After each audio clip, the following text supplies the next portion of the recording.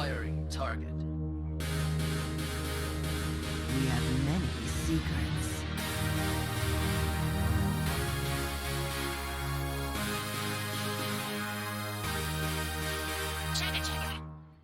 You gotta be kidding me! Hot, hot, hot! Presto, presto! Hot, hot, hot! Chugga, chugga! Hot, hot, hot! Presto, presto! You gotta be kidding me! Chugga, chugga! You require my assistance? Aha! You require my assistance? Chugga, chugga! You gotta be kidding me! You require my assistance? Aha! You require my assistance? You gotta be kidding me! Kidding me! Kidding me! Kidding me! Someday I'll be just like you! I'm master of magics! Where am I? Someday I'll be just like you! I'm master of magics! Where am I? Dead from the shadows! For Dalaran. Dead! Dead! Dead from the shadows! Acquiring target. Dead from the shadows! For Dalaran. For Dalaran. Chug!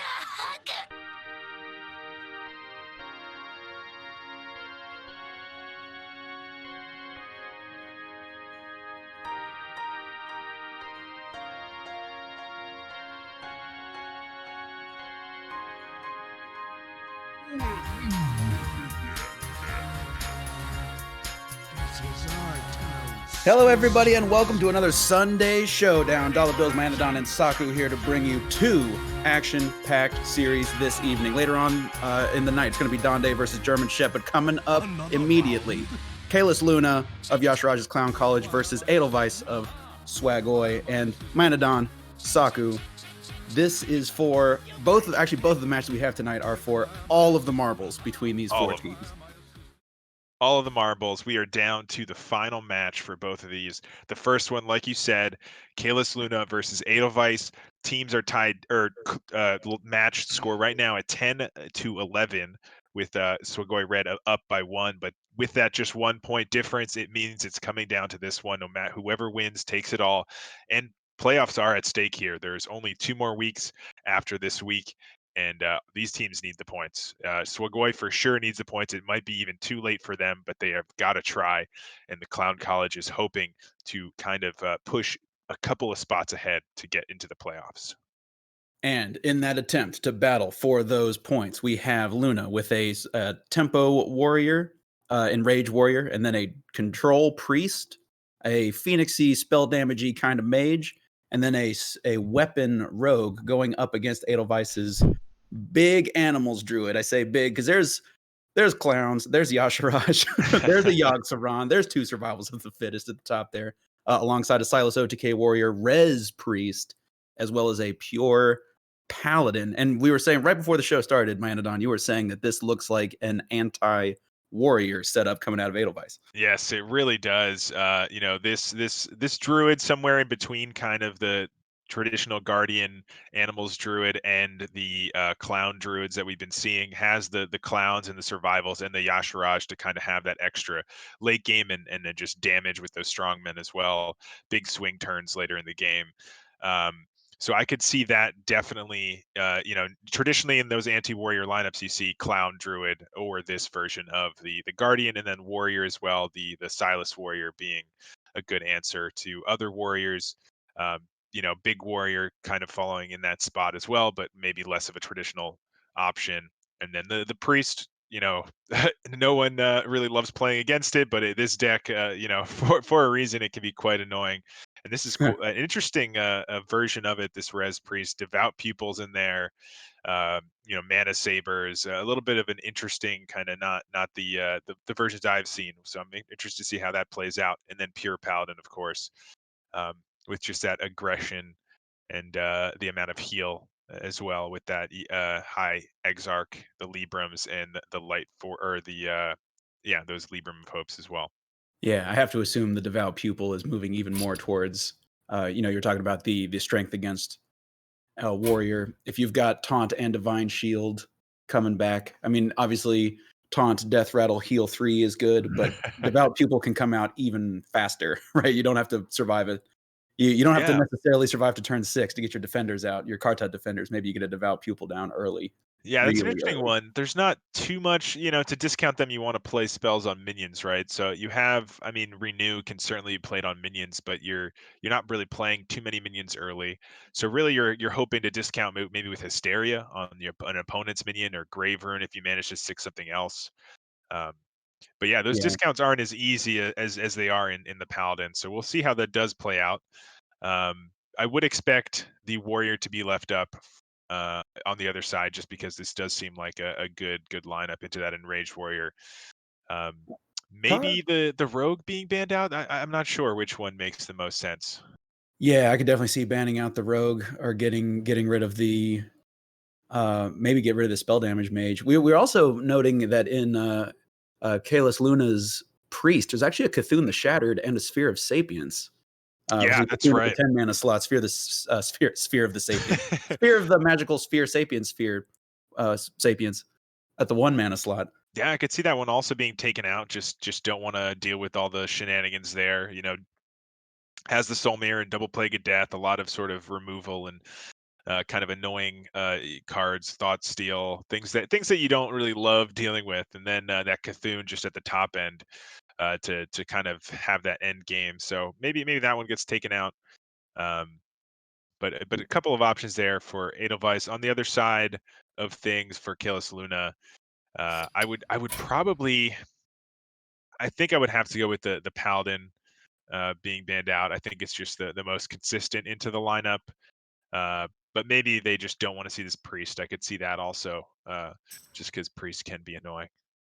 Oh yeah, and this is a very, actually both of these priests are very priestly priests, just in different Yes. ways, right? The Luna's is just it's 28 removal cards or 27 removal cards, and then Cthulhu, Sphere of Sapience, and Galakron. uh, and then and a couple of Oh thought yeah. steals, I guess, like that. I guess that Hmm. taking their cards, not letting them play cards. When they play cards, you steal their cards, destroy their cards, and then just Galakron hero power every turn to find board presence. Whereas the Res Priest is just going to keep rezzing the raid, just going to keep rezzing the raid party over and over again. Over and over again. Okay, and it actually looked like a double priest ban. So Yes, it's man, not. That's it's not. fantastic. That's great to hear. There we go. Yep, double priest ban. So just Idleways forgot to she forgot to upload it because they're watching a movie. with her Oh wife, yeah. So one of those problem. things. So, but yeah, so both priests. Okay. So I will tell the players they can start rocking and rolling. Yeah. interesting. And, So we're gonna and have thank you to our players there. Priest mirrors are some of the most feared matchups for us casters here. So getting rid of both of those, I'm definitely not going to complain.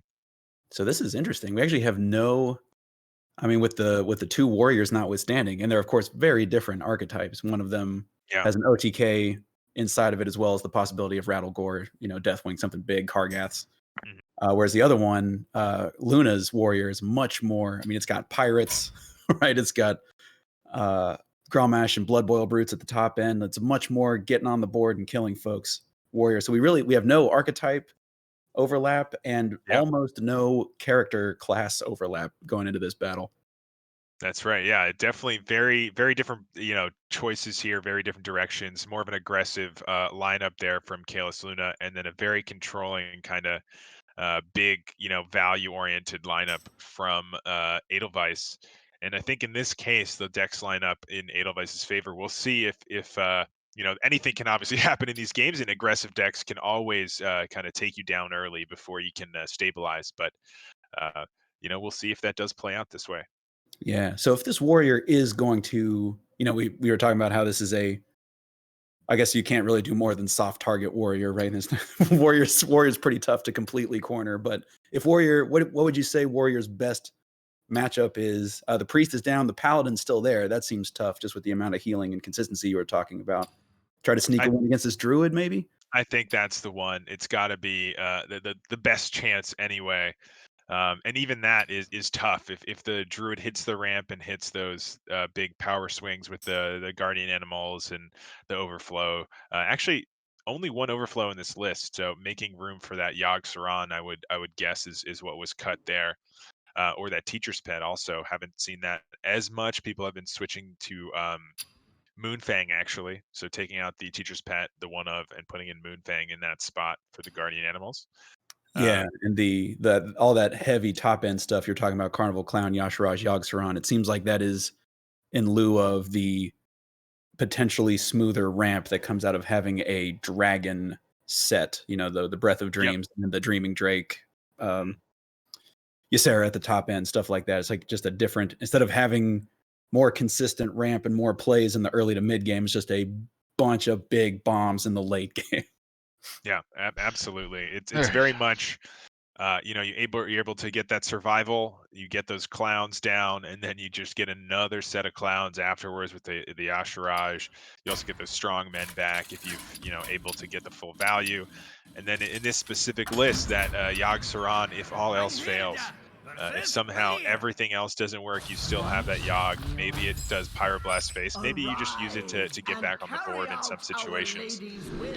So but we have certainly. Oops, sorry to interrupt, guys. We do have No problem. eyeballs, and players are in match right let's now. poke some eyeballs. That's what That's we're right. waiting for here. So we have Idle Waste that's going to be on the bottom of your screen for us to spectate for our casters, and CaelesLuna is going to be at the top.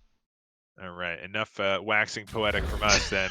Let's jump in. So you got Warrior versus Rogue right now. So Warrior Okay. versus the Rogue. So this matchup very much about finding those skippers for the Warrior, and of course in combination with those armor smiths to really remove those 1 health stealth minions as well as gain a ton of armor. So right now, pretty solid hand there from Edelweiss. Having the Ankar helps at least give you good odds of finding those skippers and start finding that combo.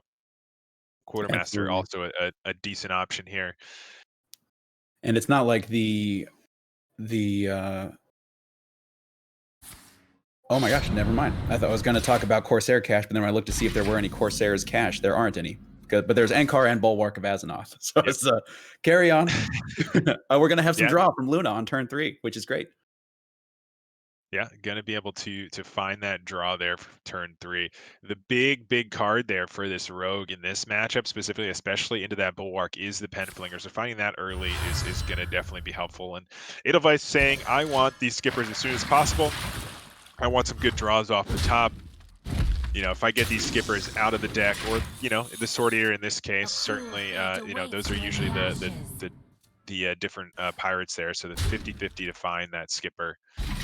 Another shot here. There's the skipper though. So now only 2 pirates left. Another Sword Eater and another skipper. This is always interesting as the Warrior. On the one hand, you want to figure out exactly how aggressive you have to be with your board control, just options. Also, how much of your life you're willing to risk. Also, how, because 3 mana Bladestorm to destroy a 3 mana 3/3 that's already drawn 2, not the highest value, but you must live, right? You must live. Yeah, you definitely must live, and that's actually the biggest minion in the deck. So, right, that's the most value you're going to get out of it there, unless you find a nice board of 1 health minions, which can happen. But you have that skipper to do that if you need to deal with a board like that coming up. So I think very, very good play there, able to remove both those minions and kind of forego some damage here. On the other side for Luna, a little bit of an awkward hand. Can just try to draw here with the Swindle. Looks like we're going to prep first. Could have gone for a Flinger instead, just to get that extra ping.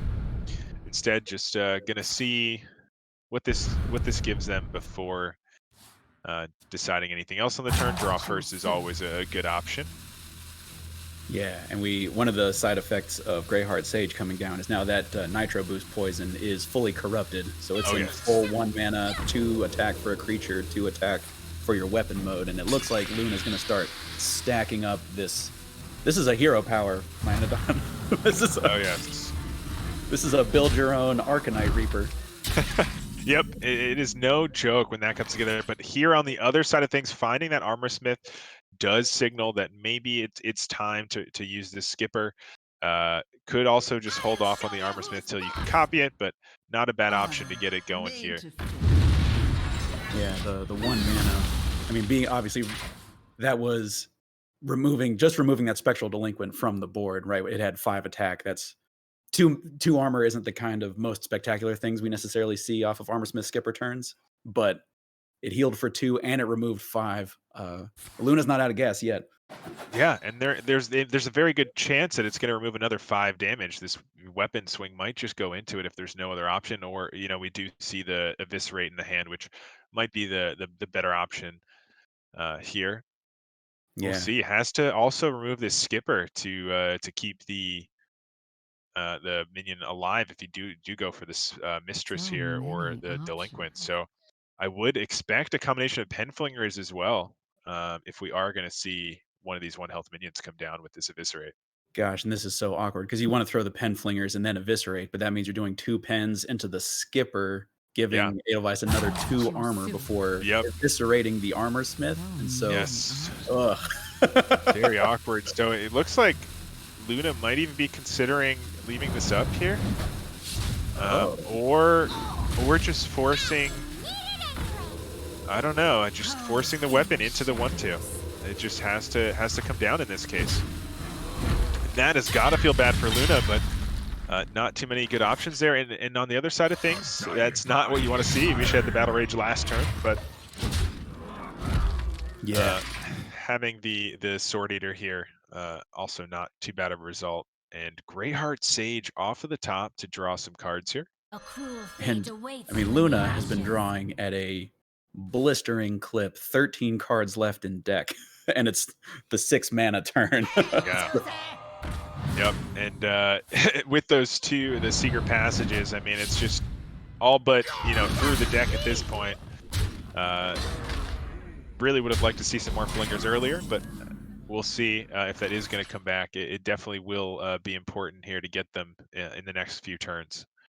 Oh, and there's the draw off the top for Edelweiss is the Bulwark of Azonoth. So we're going to see, an attack to remove the Greyheart Sage, and then an equip of the Bulwark. I guess I can see what kind of lackey comes off this evil Quartermaster first, but you got enough mana to do both, to Quartermaster and Bulwark if you want to. Yeah, absolutely. Could just start with that Quartermaster, like you said, see what you get.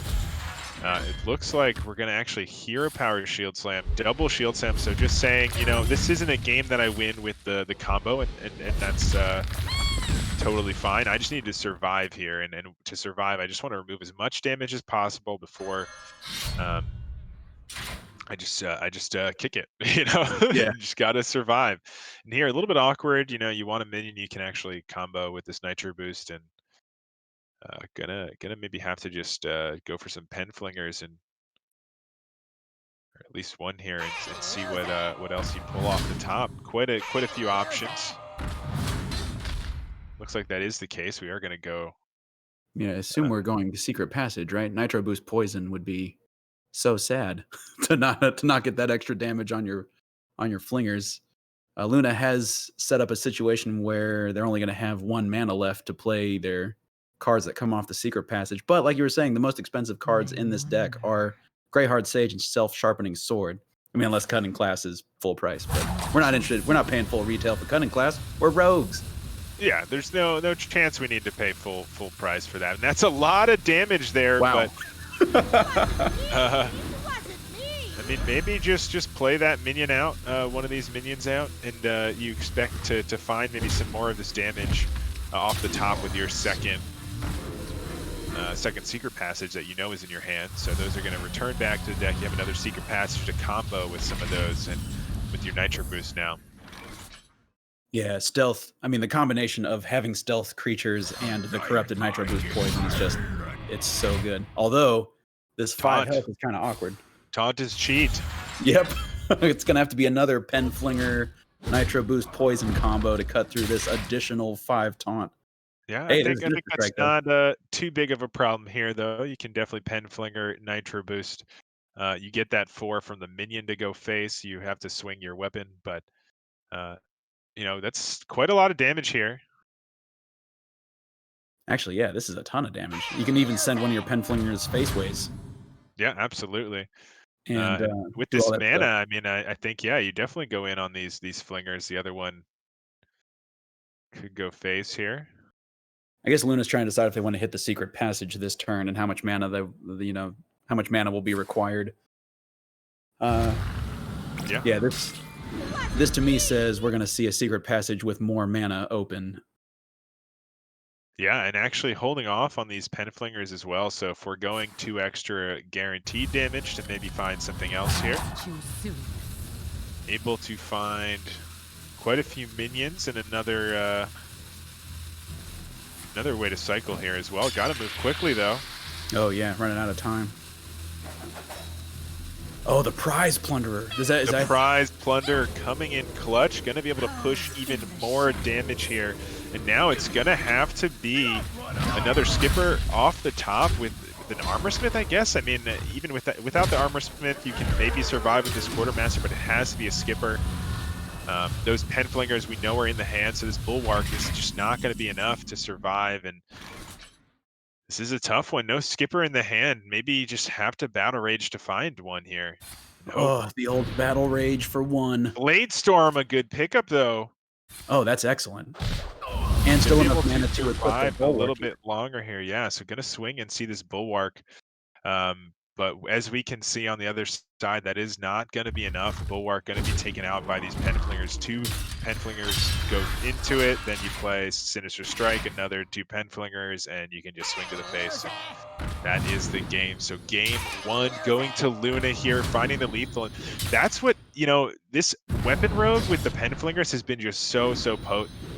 Very, very powerful recently. And even decks like this, you know, if they don't find their massive armor gain, and we didn't find it here for Edelweiss, they just can't withstand this kind of onslaught that just happens so quickly. Yeah, I'm trying to think back through at any point in the game where, I mean, Edelweiss was playing responsibly with their health, right? Like there was no point where there was a overly grandiose. I mean, spending both shield blocks, right, just to make sure that Nitro Boost Poison had no creature targets. You know, playing really just trying to keep Luna's side of the board clear. But those Penflingers just make the bulwark almost irrelevant. Yeah, they dish out a ton of damage and really negate that bulwark, which is key in that matchup. And you know, Edelweiss not able to find those survival tools, not able to find, you know, the way to copy with the Bloodsworn mercenaries. That's really the cycle really happens when you get that skipper into the armorsmith into the Bloodsworn. Some people also run that new card. I don't believe I see it in this list. Yeah, the 1/3 gain 4 armor. The armor vendor. Yeah, armor vendor.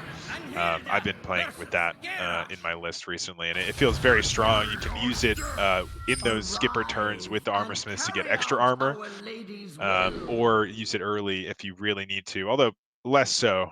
There's only certain masters I would see you playing that early, but it does give you that extra armor and cycle. Yeah, and being able to just try to, because you know the number of times for every time we see a warrior battle rage for 5, we also have to see a warrior battle rage for 1. Oh yeah, balance of the universe. And so now it's actually going to be warriors v warriors. Yeah, and I think this is the critical matchup here. I expected that rogue to find a win somewhere, maybe not in the first match, but you know, certainly somewhere here. And I really think this is the deck that's going to struggle for Luna is this warrior. So if it finds a win in this matchup here, it would be very big for this series. And we actually see 2 out of the 3, or 2 out of the potentially 4 elements necessary for Edelweiss to really hit the gas on draw with a battle rage and a skipper in hand already. And the impetus once again is on Luna. It's on Luna to win this game, because otherwise, eventually, Edelweiss will win this game. So Luna needs to get to work. That's very much these matchups. If you need to be very aggressive as the warrior, the enraged warrior here. to find the win early before Edelweiss is able to find those pieces to really get the armor and stabilize. Right now, pretty good start. No way to damage this 110, but has the Shield of Honor if the damage is done. No way to copy it yet either, but definitely starting to find the pieces to really build, a dangerous board here.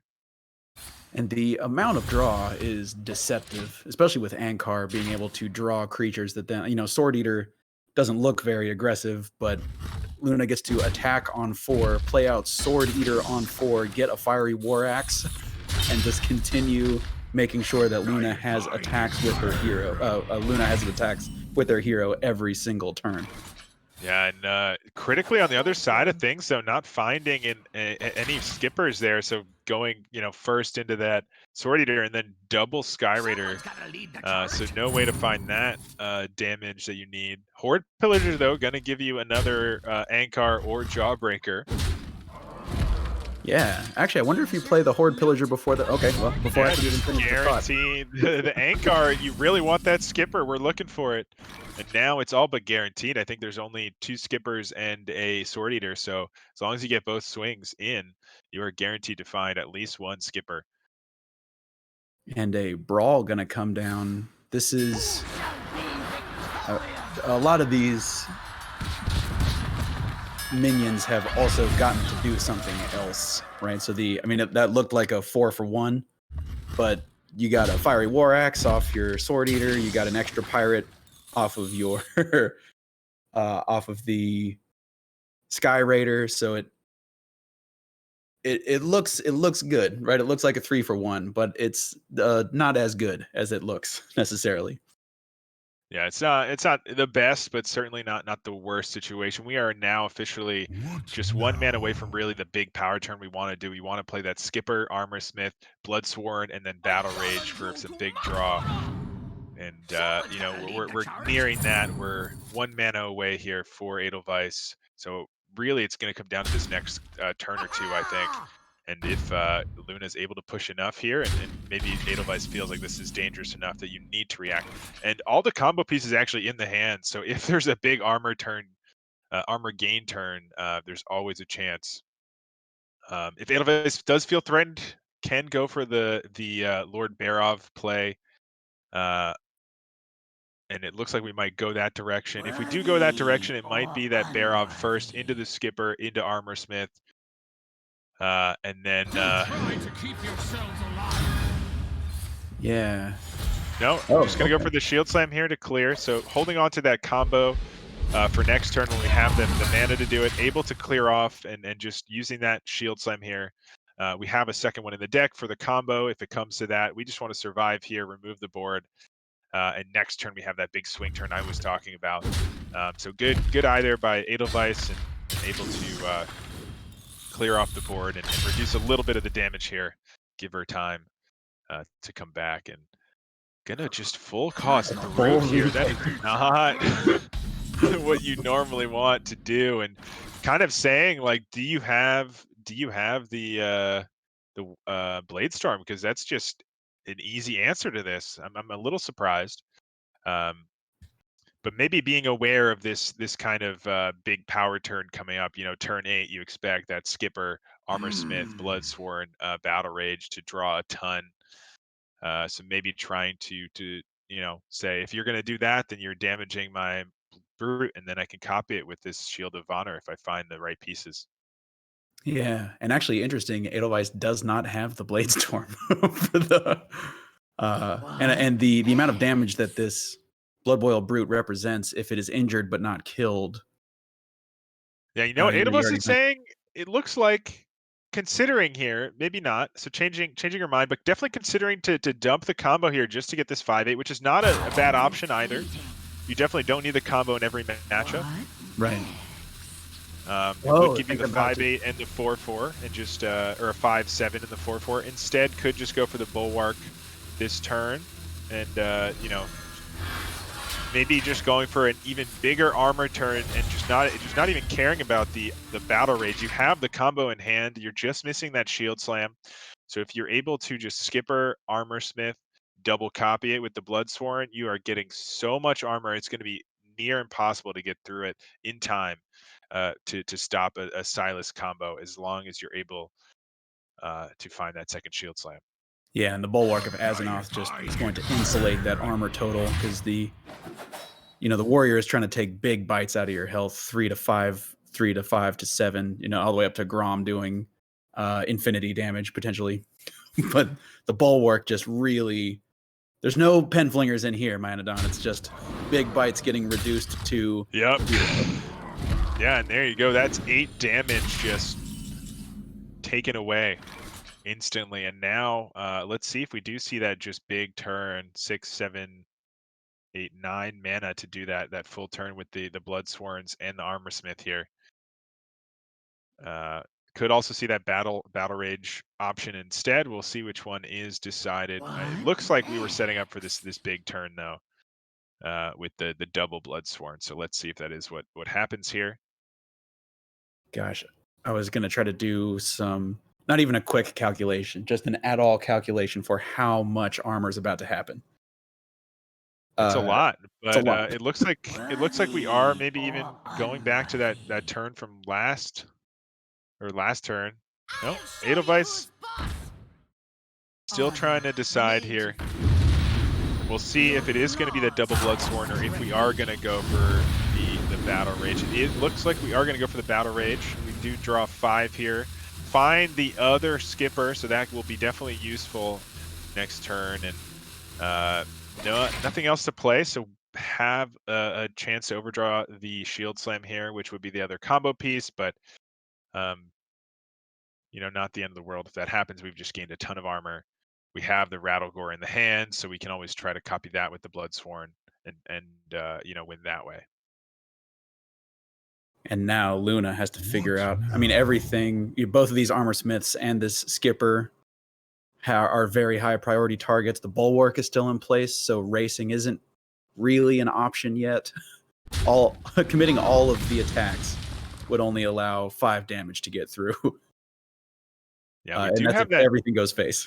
Bloodsworn Mercenary in hand, so could go for some sort of copy turn here with this Brute, but it looks like instead gonna just say, if you're gonna try to hit me with a ton of armor, I'm just gonna gain a ton of armor myself, and you're never gonna be able to get through this armor wall, and I'm just gonna chip away at yours. That's interesting. And Luna also gets a big draw turn as well. Yeah, you just did a big draw turn, I'll do a big draw turn, and then I'll find my lethal over the top. I've got big combos here with my Cork Runs, my Bloodsworns. No, we're gaining armor. We're gaining armor. We're not going for combos. We're just going to survive. And who's going to survive better? We'll find out. Owl, a good mill there. Definitely not a card you need here. On the other side of things, no Armor Smith to do another copy combo. Have the Blade Storm to remove some of this board. What next? Gosh, and the way that the Blade Storm lines up, it's only going to do a single Whirlwind worth of damage, give Luna a bunch of armor. Yeah, tough situation here. You do have that Skipper, can try to just remove those. It's, again, just going to be a ton of armor, but looks like still considering this Ash Tongue. Oh, the rarely seen Bulwark of Azzinoth attack. Yeah, it looks like we are going with that. Gonna try to steal this 5/4, I'm guessing. Yeah, it will have Rush still. Yeah. So just saying, I'm not winning with combo this game. I'm not even gonna worry about it. What I'm gonna do is just remove your stuff, survive myself, and then Rattlegore is gonna take me to the promised land. Yeah, pretty much. Yeah, that's exactly right. Pretty much just gonna coast on a Rattlegore and the knowledge that Edelweiss is 5 cards ahead in fatigue. Yeah. I guess 5 cards behind. If it goes to fatigue, Edelweiss will take 5 draws of fatigue less damage. Yeah, you've seen one of the mercenaries, so that's already some of the combo potential down. There's only 1 copy. So a Cork Run plus Inner Rage, even with both Shield of Honors, that's 6, 9, 12, right? Shield of Honor does, yeah, +3, so that's 12. So that's 24 damage. If you find both inner rages with the Cork Run, that's 6, 8 plus 6, so 14. So that's 28. So if you're above 28, you're just safe to the combo, right? Yeah. I think I did the math, right? Yeah. So there. Yeah, 4, 5, 6, 7, 8, 9, 10, 11, 22. So yeah. Yeah. And if you're using some of it here, which it looks like Luna is considering.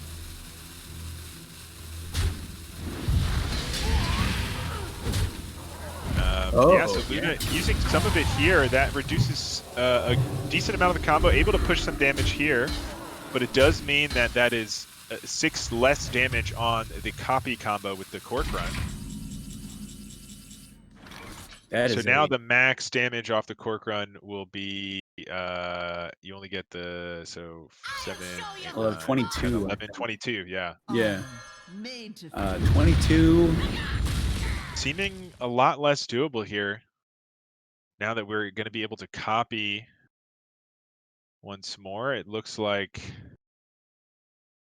Battle Rage being considered here. Is there no Bloodsworn Mercenary now costs 3? I was wondering, like, is there a way to do a Grommash duplicate play? But Luna doesn't have the coin. Yeah, no coin, so no way to do that. This is just going to be a ton of armor on this side, remove the other side of the board, and this is starting to get way too far out of range here. Not going to be able to copy the Rattlegore, but there's no Rattlegore on the other side, so it's just going to continue to be able to chip away. No real good removal for it either. So it's starting to look tough here for Luna. Just too much health on the other side to push through.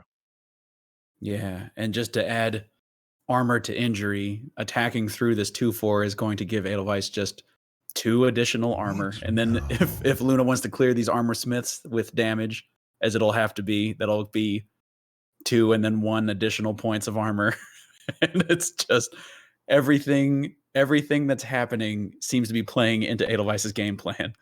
Yeah, absolutely. And Luna here just gonna try to do the same thing, just try to out armor. It looks like oh no, actually going for the brute here, maybe trying to chip away at that armor as much as possible.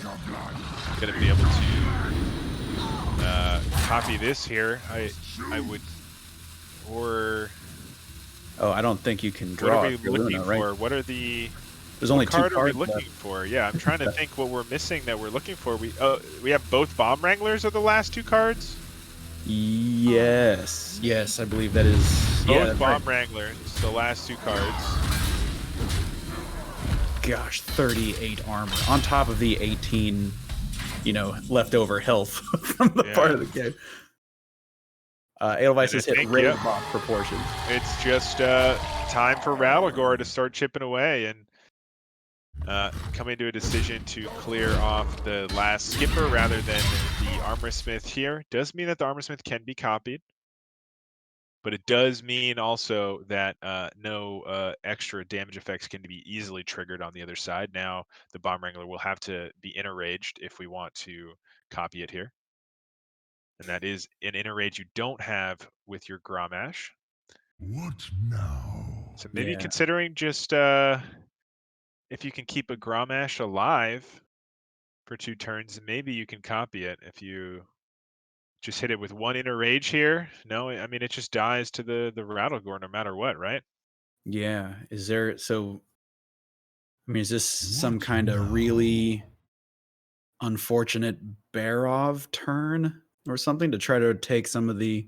I mean, the thing is, if we're Luna, we never deal with this Rattlegore, right? Like this Rattlegore is going to persist. It'll obviously diminish in threat over time, but there's no way we don't run out of resources first. Yeah, so it looks like we are just going for this, copying this at least this turn and just building a somewhat, dangerous board here that you can't just answer. A brawl on the other side, though, if we find it here, would just seal the game. Let's see if we're able to find it. No, not able to find it there. It does have the Battle Rage to try again. Blade Storm will remove the most threatening minions, but will, I think, is it only room for 1 bomb? I think there's only room for 1 bomb. So actually, I'm not sure how it works. Yeah, does it There keep will spinning? be. Nope. So yeah, there will only be one bomb. And that's going to be a pretty big deal here. Battle Rage going to be used as well. Maybe looking for. What are we looking for at this point? The other brawl, perhaps? Yeah, I mean, Kargath not good. Blade Fist. Has that come out yet this game? I don't think so. Kargath Prime would be pretty useful. But I Yeah. don't think even the first half of Kargath has come and gone yet. Yeah, I think it looks like we're actually going for this Ankar as well. Maybe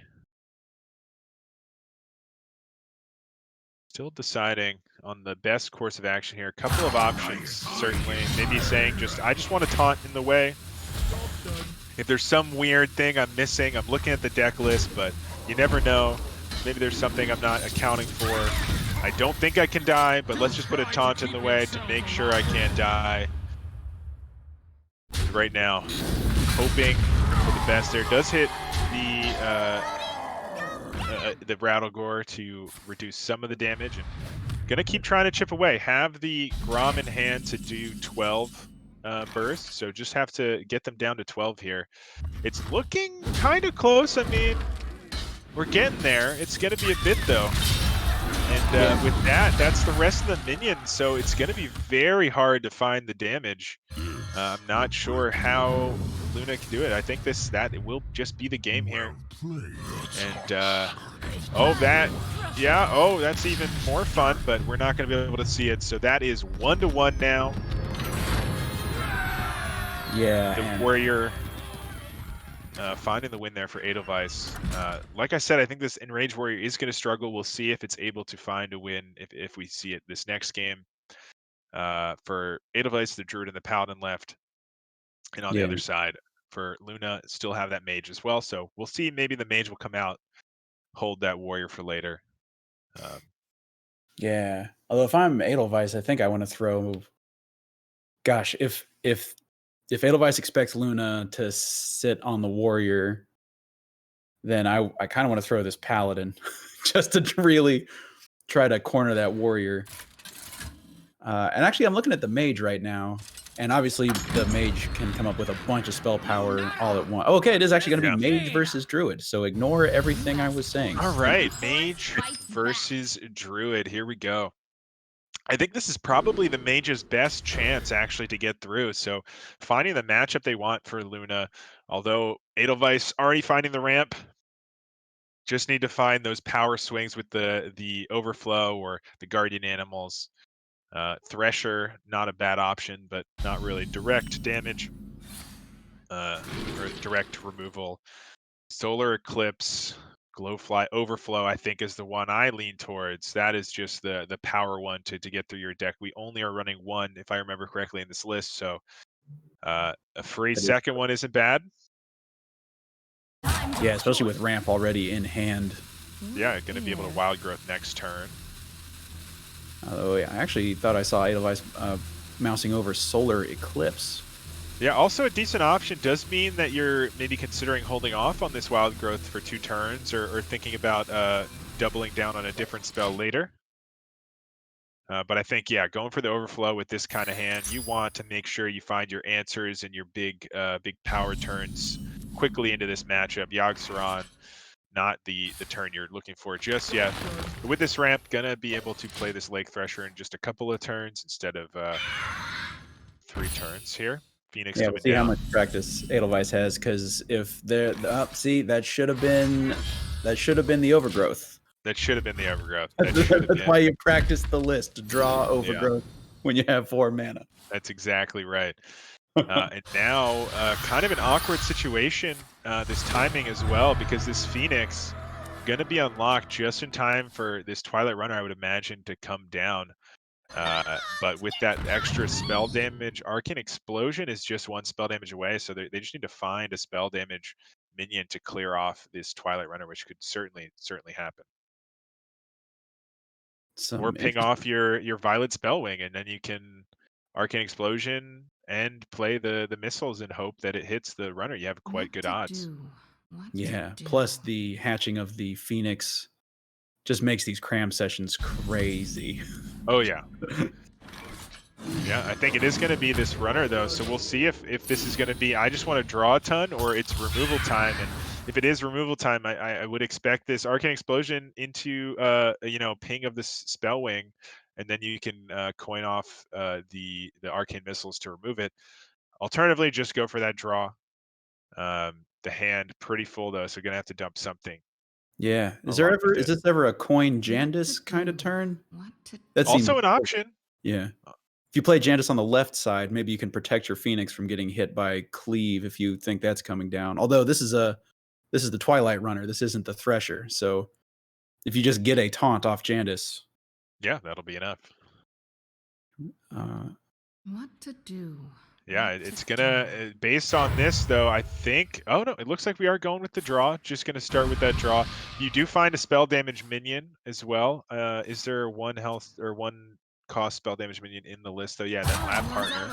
So looking maybe for lab partner would have been a clean clear. Alternatively, this just can still protect with the mirror image. Can protect your Phoenix here. yeah, too bad you don't get to pick where those images go. Those images are going to go on the right side of the Phoenix, unfortunately. Yeah, so you're absolutely right. So critically, if we find that Broom here off of this Twilight Runner or just off the top, the Thresher can come down and just cleave away at some of the rest of the threats here. So let's see what this runner is able to find. There is that Broom right off the top, and I think we're going to see this Thresher just remove the spell damage danger that we see here, and could also use the Broom to clear off the 1/1 on top of that. And I think that is what Edelweiss is going for. Oh, Play yeah. that, and there you go. That is gonna remove that big minion there before Arcane Explosion could have cleared off anything too meaningful. And there's that lab partner we were looking for Luna, just one card away, unfortunately. And, Lab partner just showing up to class too late, doors closed. Sorry. yeah, if you're late, you gotta go to the principal's office, okay? Let's see your hall pass, kid. Yeah. All right. So Luna, no spell damage, but a bunch of spells, and as we just saw, some hand management, some hand size issues actually heading into this turn 5. Like lots of potential spells, but not a whole lot of ways to capitalize. Yeah, there's some decent way to remove at least this board, but Edelweiss at 29 health this late in the game is not where you want to be, and those are some good cards here to combo with this overflow. I'm gonna use the one that's naturally in the deck. Mm-hmm. Oh, actually, Edelweiss is gonna mill also, right? This is a draw 5 on a 6-card hand. Teacher's Pet. That's all right. It's not usually in the list anyway. Yeah, we don't need it. What makes something Forget it. real? Oh, some pretty good options there. 5/5 and a 5/6, and honestly, could play some mind games here. Only 1 health difference, so the long pause here gonna make it seem like it could be either, and does go in the end with the 5/5. It looks like. Yep, yeah. This is an illusion. This is not an illusion. Which one's an illusion? Something is illusory. Something is illusory. Yeah. And you're right. And here we go. Guardian Animals. Oh no, actually gonna go for the survival into the strongman, saying, I have the clowns to follow up next turn. I can fill this board up, and then there's no way you ever come back. There's nothing you can do about that. There's not much you can do about this. So Right. let's see what you got, and if you can't beat me this turn, and I don't know that there's anything in your deck that can, these clowns are going to come down, and there's really nothing you have to answer that. Gosh, even I'm just thinking back to the Phoenix. I mean, a Phoenix, a hatched Phoenix alongside a generated Arcane Explosion will deal with 1 round of clowns, and we know there's at least 3 rounds of clowns coming this game. Yeah, that's if you even have enough Phoenixes too. That's only +2 spell damage. I mean, you need a couple of Phoenixes to deal with this 8/8 clowns. Like, oh, that's right, with the survival with the coming down. Guardian, yeah, exactly. Just that 9. could've been- yeah. Oh, geez. Yeah, you need a ton of damage to get through, and just not going to be enough here. not even able to clear the defender. I mean, it's Could just clown time, right? remove, yeah, it's clown time, and the apprentice going to be dealt with just to make sure no shenanigans can happen. And I think this is just going to be a concede from Luna, and we are going to go to the next game. That is 2-1 for Edelweiss. Only the Paladin remaining. Can the Paladin manage to find a win into this Warrior or the Mage? We will find out very shortly. Yeah, worth mentioning. The mages have been cutting devolving missiles. Even earlier, it was getting reduced down to 1 devolving missiles in a lot of versions of Mage, Cyclone and whatnot. But now it is down to 0 copies main deck of devolving missiles, which was one of the things that Mage kind of had over Paladins in the past to try to get things that have been buffed, actually destroy Librams, things of that nature. And then we already talked about how this Paladin seems like it should be pretty consistent against the tempo the tempo ways of the Enrage Warrior. So, and it is going to be the Warrior. So it's Warrior against final boss, Edelweiss's Paladin. Yes, it is. And I think just saying this is going to be the tough one to get through. I'm just going to try to get it in now. The spell damage mage has a little bit of a better shot into this Paladin. No devolving, like you said, is definitely going to make it harder. But I'm feeling like I just want to get this Warrior through, and that's what we're going to try here. It's going to come down to this curve. So far for Luna, finding a lot of pirates to start. Oh yeah. And on the other side, just a pretty heavy hand though. The discount from the Truth Seeker going to be nice, and the taunt from the Hammer of the Naru also going to be nice, but nothing to do for a couple of turns here. And also interesting, High Abyss Allura, even if it was a borderline keep in the past, is now definitely a toss being playable card. Hey, that's how you do it. That is how you do it, and it Looking for lines green up cards. real nice here. And this is a pretty low tempo turn for Luna, just going to go ahead and tempo an Armorsmith. This is not a matchup where Luna, at least with the initial Armorsmith, is going to be able to just heal 30 armor and then be out of range. Yeah, absolutely. Definitely a tough matchup to do that. And Edelweiss saying, I'm not even going to give you a chance. You put an Armorsmith down, I'm dealing with it. This is easy. This is easy. I got this Hand of a Doll off the top. No problem. Oh, geez. Coin out Sword Eater, just so that Luna continues to have things to do. Hey, we might actually get to see, though, Cobalt Sticky Fingers grab the old Libram of Get 'em. Are there Librams of Get 'em in here? There aren't. So it'd be a Hammer of the Naru. It would be the Hammer of the Naru, no Libram of Heal and Get 'em. Yeah. I've actually forgotten what that one's called. It's the Ashbringer that heals you. Yes, exactly. Saku!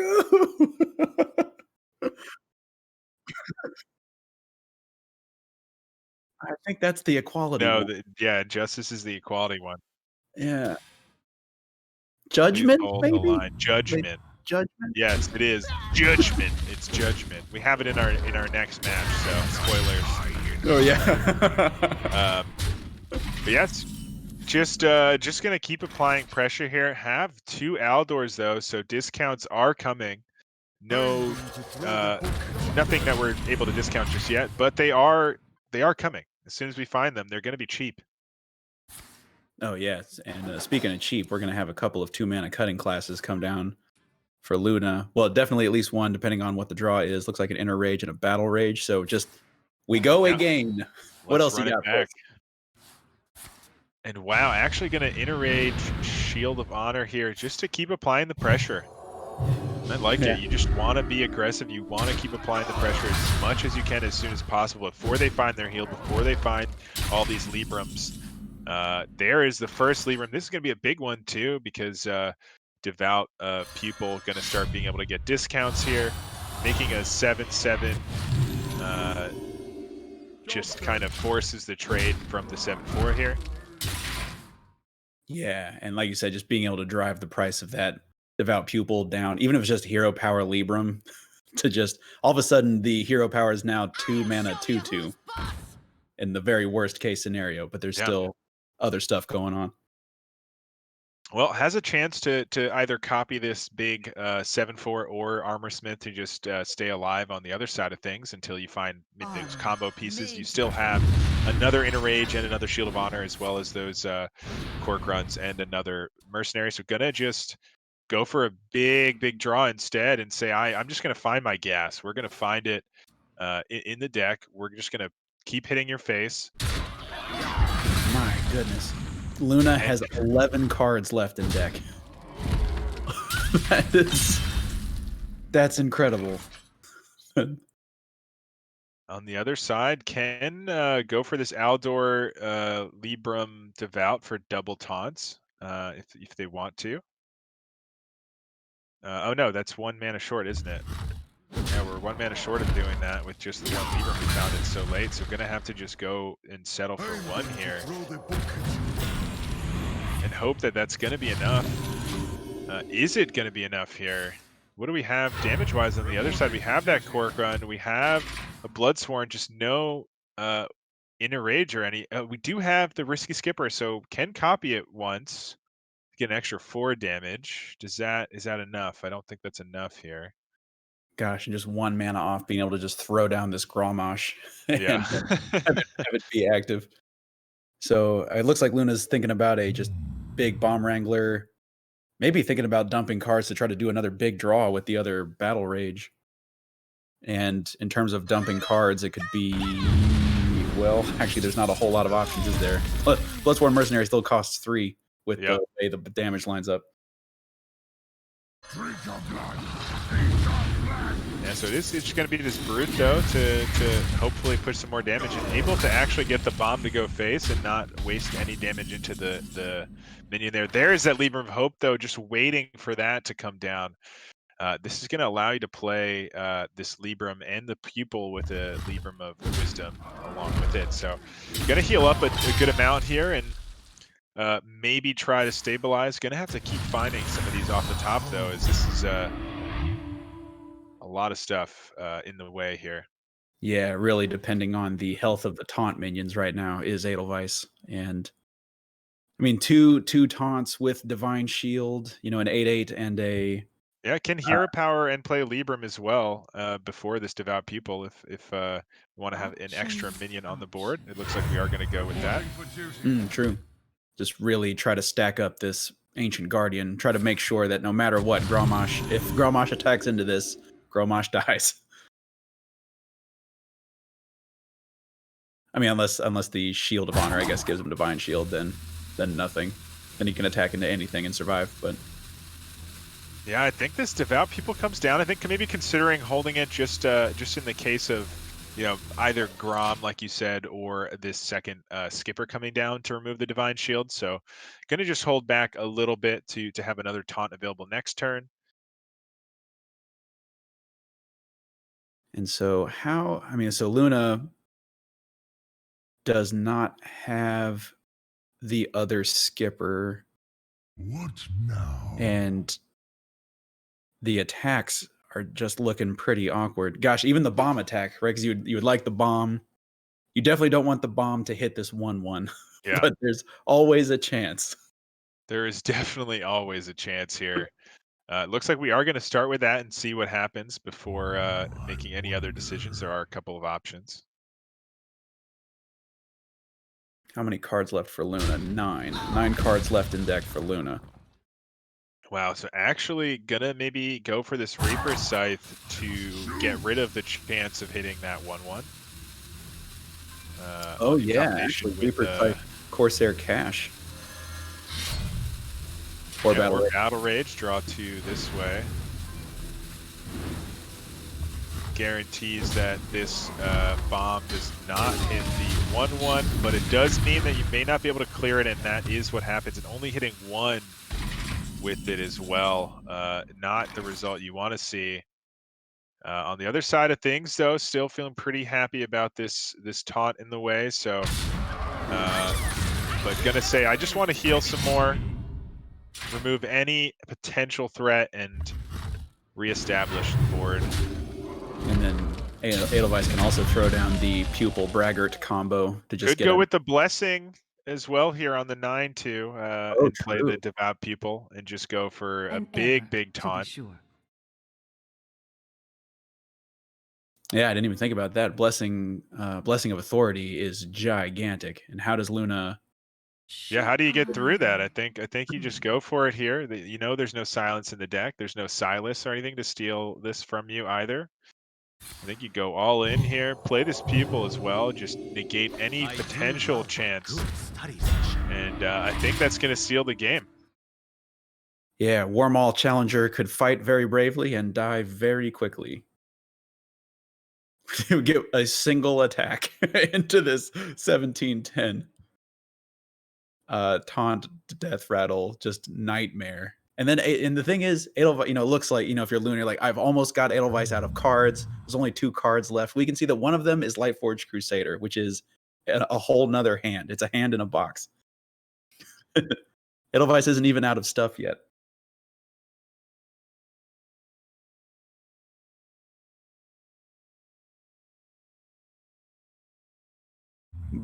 Barov? Yeah, That is no true. Barov yet, so still an option there, but haven't found it to remove this board here. No, for sure. Wow, that is a good point though. Bottom 6. The Barov really doesn't want to. Barov heard there was a big, like a real big guardian. Like, I think I'm gonna bench this one. I'm gonna watch Yeah, this. not for me, not for me. And Luna just saying, I really don't want you to have any heal. I don't want you to have anything left. I am just going for this Barov for a chance. We need to find this Barov to clear this, and then maybe my Cork Run or my Grom can get through. Right now, there's nothing I can do, so I need to find this Barov, and so far, just no luck. Lightforged Crusader bringing to the game, and Oh. my Yogg. Oh Oh my no, Yogg. Zari. And that's the heal. Nozari, yeah, Nozari too. That could just be the game next turn. Yeah. I Or not. don't think there's going to be enough damage to get through all of that. Oh my I'd be surprised not to see the Braggart here. I really want to see Commander Rissa comboed with Oh My Yogg. Does it make sense? No. But I want to see it happen. I mean, could it go back to the original spell? I don't know. I mean, the odds are very low, but technically, if it triggers twice, does it trigger and then trigger on this new spell that it became? So it could go back to the original? I don't know. That is a great question. I haven't seen I've that. never seen this interaction before. Never seen it. Oh my God, coming out, so that does mean that this Inner Rage and this Shield of Honor, when they do get found, which are the other 2 of the remaining cards here, there is that Shield of Honor, does mean that the Oh my Yogg will potentially change that to something much, much worse.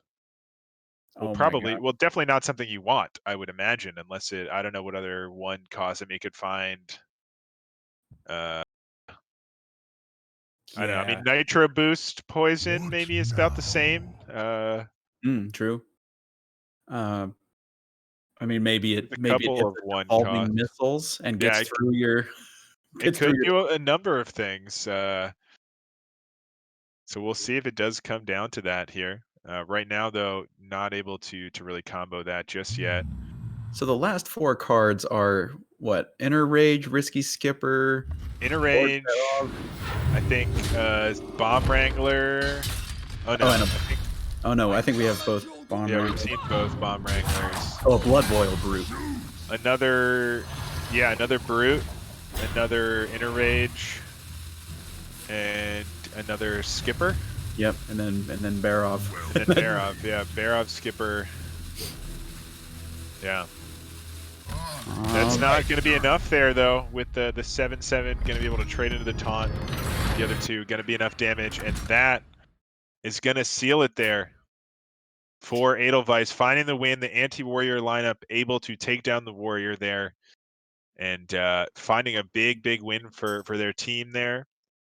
Swagoi Red finding the weak win. That is going to be, I think that was a 3-1, right? So that'll be 15-11 on the week. Swagoi Red closing in on those spots. Still needs another couple of good weeks. I don't know how many if they have a bye or anything coming up. But not out of it, I don't think. But certainly going to be a tough climb. And Yasharj's Clown College gonna need to really fight for points in the next couple of weeks because they were on that cusp, and now with this loss, gonna be a little bit tougher.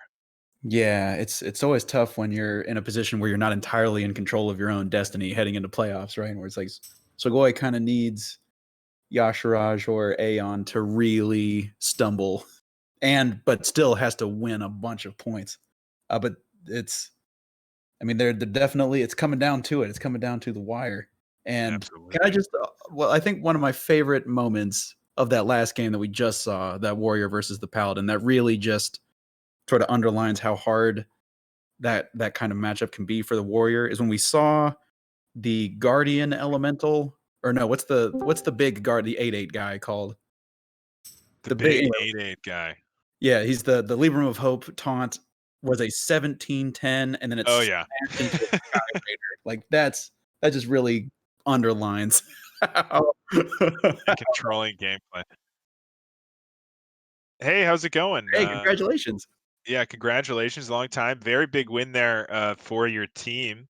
Able to get the week win and push you guys into a closer spot there, fighting for those playoff spots. So how do you feel coming out? It looked like you went with the very anti-warrior lineup. Is that sort of the mindset you had going in? Yeah, Reza, can you hear us? Also, just a top tier Discord icon with the tank that shoots flowers. Oh yeah, fantastic. It does look like we might be having some sound issues. Um, Hang on. oh, Oh, oh, we can hear you. Oh, now, yeah, Yeah. yep, Oop. Yes. we No. got you. We got you. You got me. Okay. Cool. Yeah, I was definitely targeting warrior. I was also hoping to hit the OTK demon hunter, but that one got sussed out a little bit. Luna didn't bring it this time, so Yeah, absolutely. So game plan working out this time, even though the OTK Demon Hunter wasn't in there. Warrior was, and you're able to get a couple of wins into that. Thank you, for banning those priests. We always like to see that as casters. So yep, yep. you both agreed to not have that priest mirror happen, and we appreciate that. But yeah, how does that feel? I know your team is in that sort of bubble zone where you can make it if you get a couple more big wins. So this certainly was a good one for your team. Or is the rest of your team kind of pushing for those playoff spots? Or is that sort of the plan for the next couple of weeks?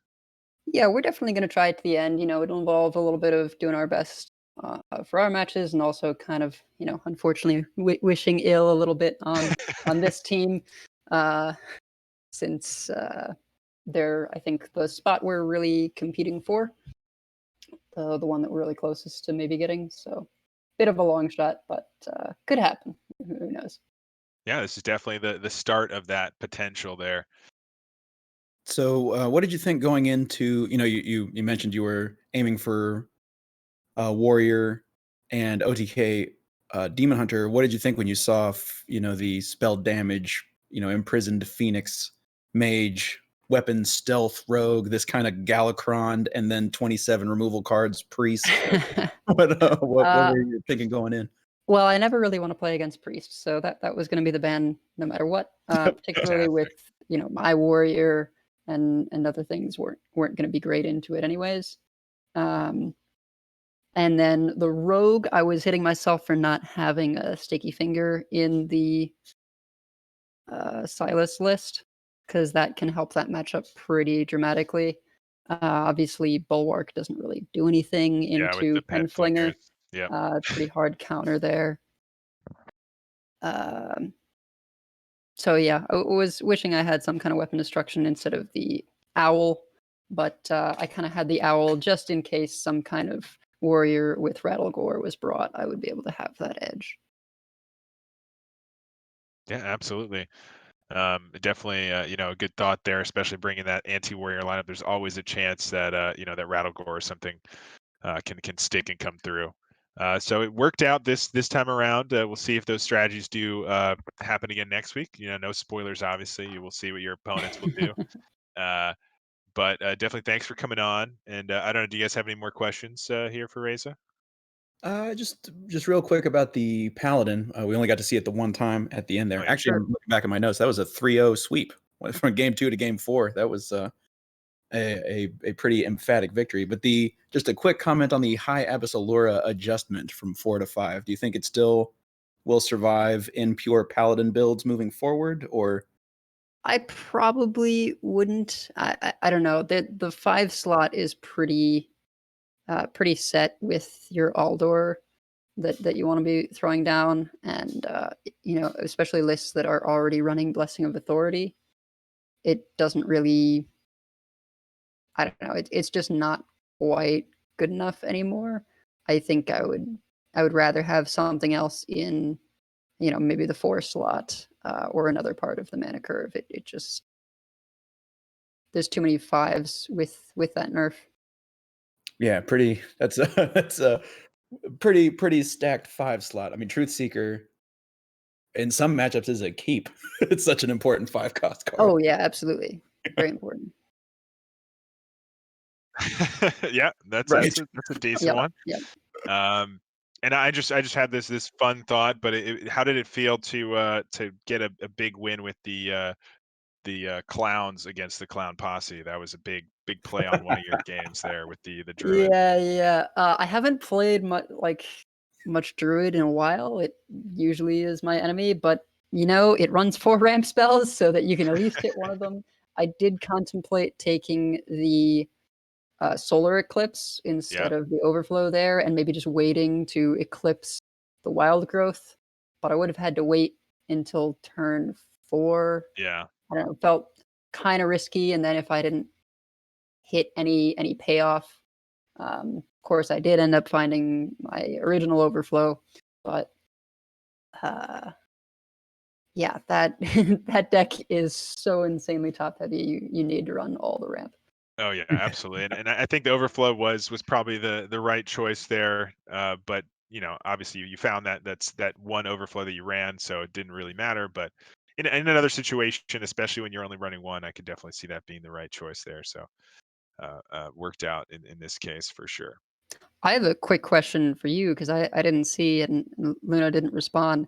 Was there a Barov and no Skipper, or a Skipper and no Barov at the end there?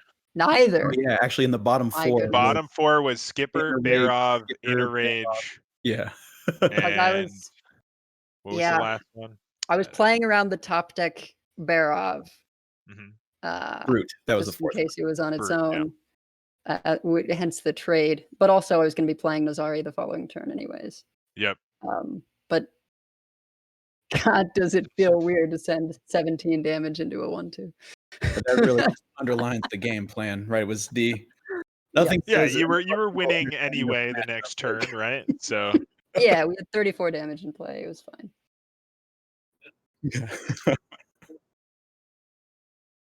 Oh yeah, 34 between the 2 units. Yeah. awesome. Well, congratulations. Yeah.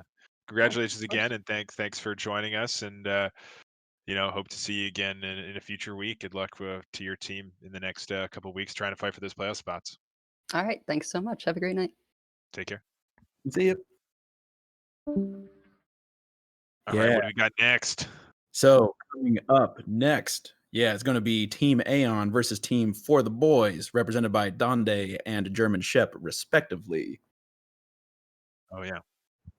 And the bans are in. So with a Res Priest ban and a Token Spells Druid ban, that means we have another Animals Druid, this time with dragons, it looks like. We still got a Yasharaj.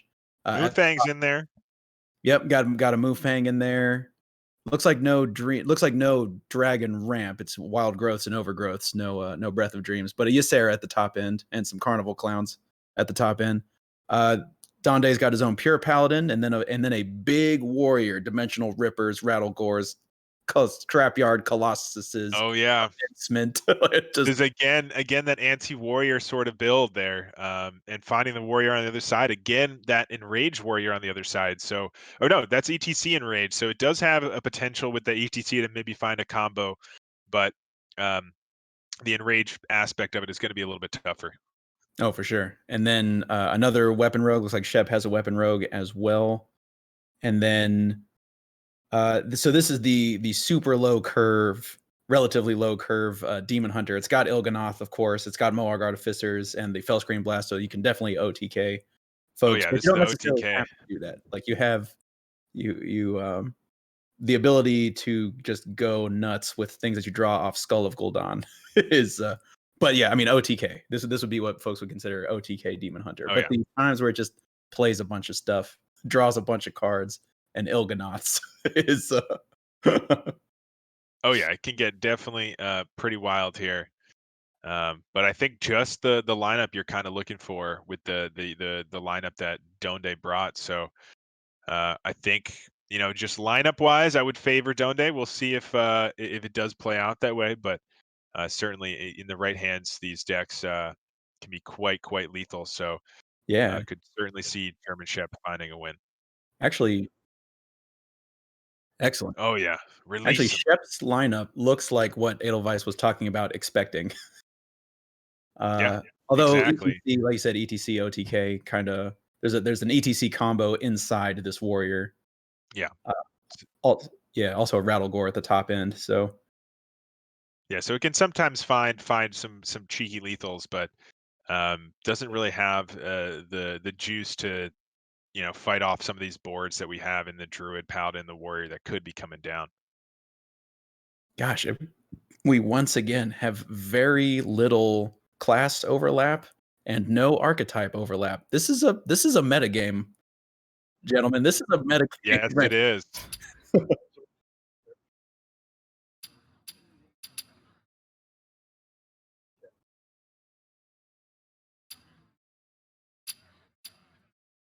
And it is going to be Donde on the Pure Paladin up against German Shep on the Weapon Rogue. A weapon, The Weapon Rogue. Yeah, and I think that weapon rogue is going to be the one that's going to have the easiest time getting through here. So going to just try to knock that one out first. Paladin, a good answer to it. We'll see if it's going to be enough.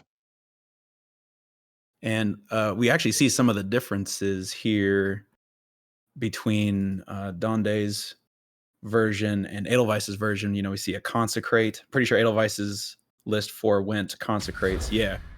So we're seeing Consecrates and the Blessing of Kings in Donde's list. So and not having the Blessings of Authority.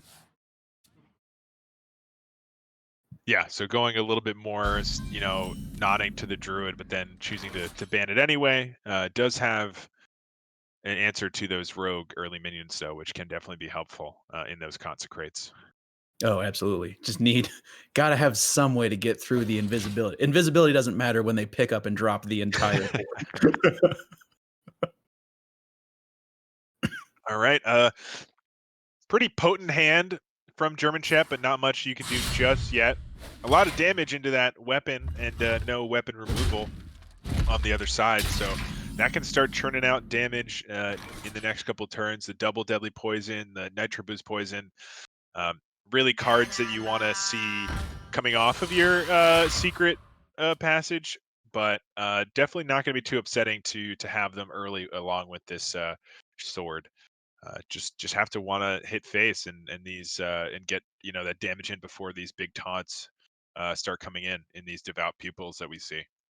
Yeah, this is going to be an interesting turn for German Shep because on the one hand, every creature that Paladin plays kind of must be removed just because of all those cards we're just talking about, Blessing of Kings or Hands of Adal, Librams of Wisdom, stuff like that. Any creature that sticks can become more dangerous to remove or more difficult to remove every turn that it continues to persist. We see a Hand of Adal in the hand right now.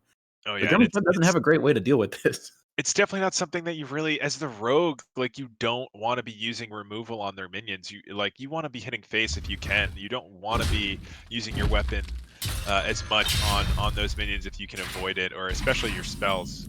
Certainly.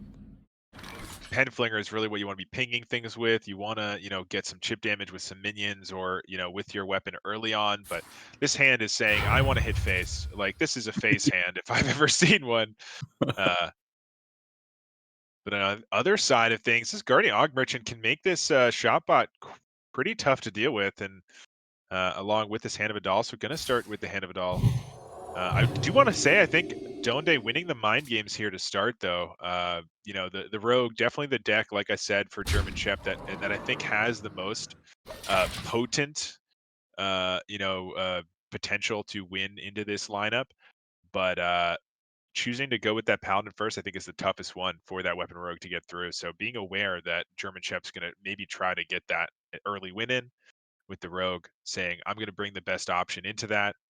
And so far, having quite a good curve here to start. I'm surprised we didn't see the Guardian Og Merchant, but maybe just holding on to it to maybe combo with a taunt later to just give it that the Divine Shield can be very, very crucial. You've got 2 of them on the pupils, but why don't you get one for the Truth Seeker too? Yeah, I have to assume that this is a nod towards exactly like you're saying, coin Truth Seeker next turn, and then if it survives, could even coin Devout Pupil and then just Aldor Truth Seeker and maybe re-up a Divine Shield or something on the Devout Pupil. But Yeah, and actually just dumping the Nitro Boost Poison here just to get the 2 damage on the weapon and start pushing with this weapon, saying, I know you've got taunts in your deck. I want to just kill you before you can drop them. And keep pumping this weapon, because this weapon is getting very big. Holy moly. Oh, smokes. I mean, so it's coin taunt, right? It's time to coin taunt. The question in my mind is, I mean, it's got to be, I have to assume it's a Devout Pupil this turn, right? Coin Devout Pupil to just put a Divine Shield, because no creature you put in the way is actually going to stop this knife. Yeah, Unless you they- do know the Penflinger is in the hand, right? So you did Oh, see it true. come down. So the Divine Shield a little bit less important at this point. You know the Penflinger is just going to get rid of it. So maybe just going to say, I want the health. It doesn't really matter. I might get more discounts on these peoples. It does force a juggle of the Penflinger. So maybe, I like your line saying the Devout People this turn, and then next turn you can go with the Truth Seeker Og Merchant, and then maybe you get a cheaper Devout People down the line for that second one. But And actually, kind of an awkward situation for German Shep to deal with, because you're saying just 3 turns ago, when Donde had full health, that you don't want to put any attacks into creatures. And this 6 health stat line, I mean, it stands up against eviscerates. I mean, it would take eviscerate in conjunction with the either a prize plunderer or a Southsea deckhand or something, and that would have to come off the secret passage. yeah, so looks like we are just gonna try to maybe find a way to deal with this in that prize plunderer to push the damage as much as possible here.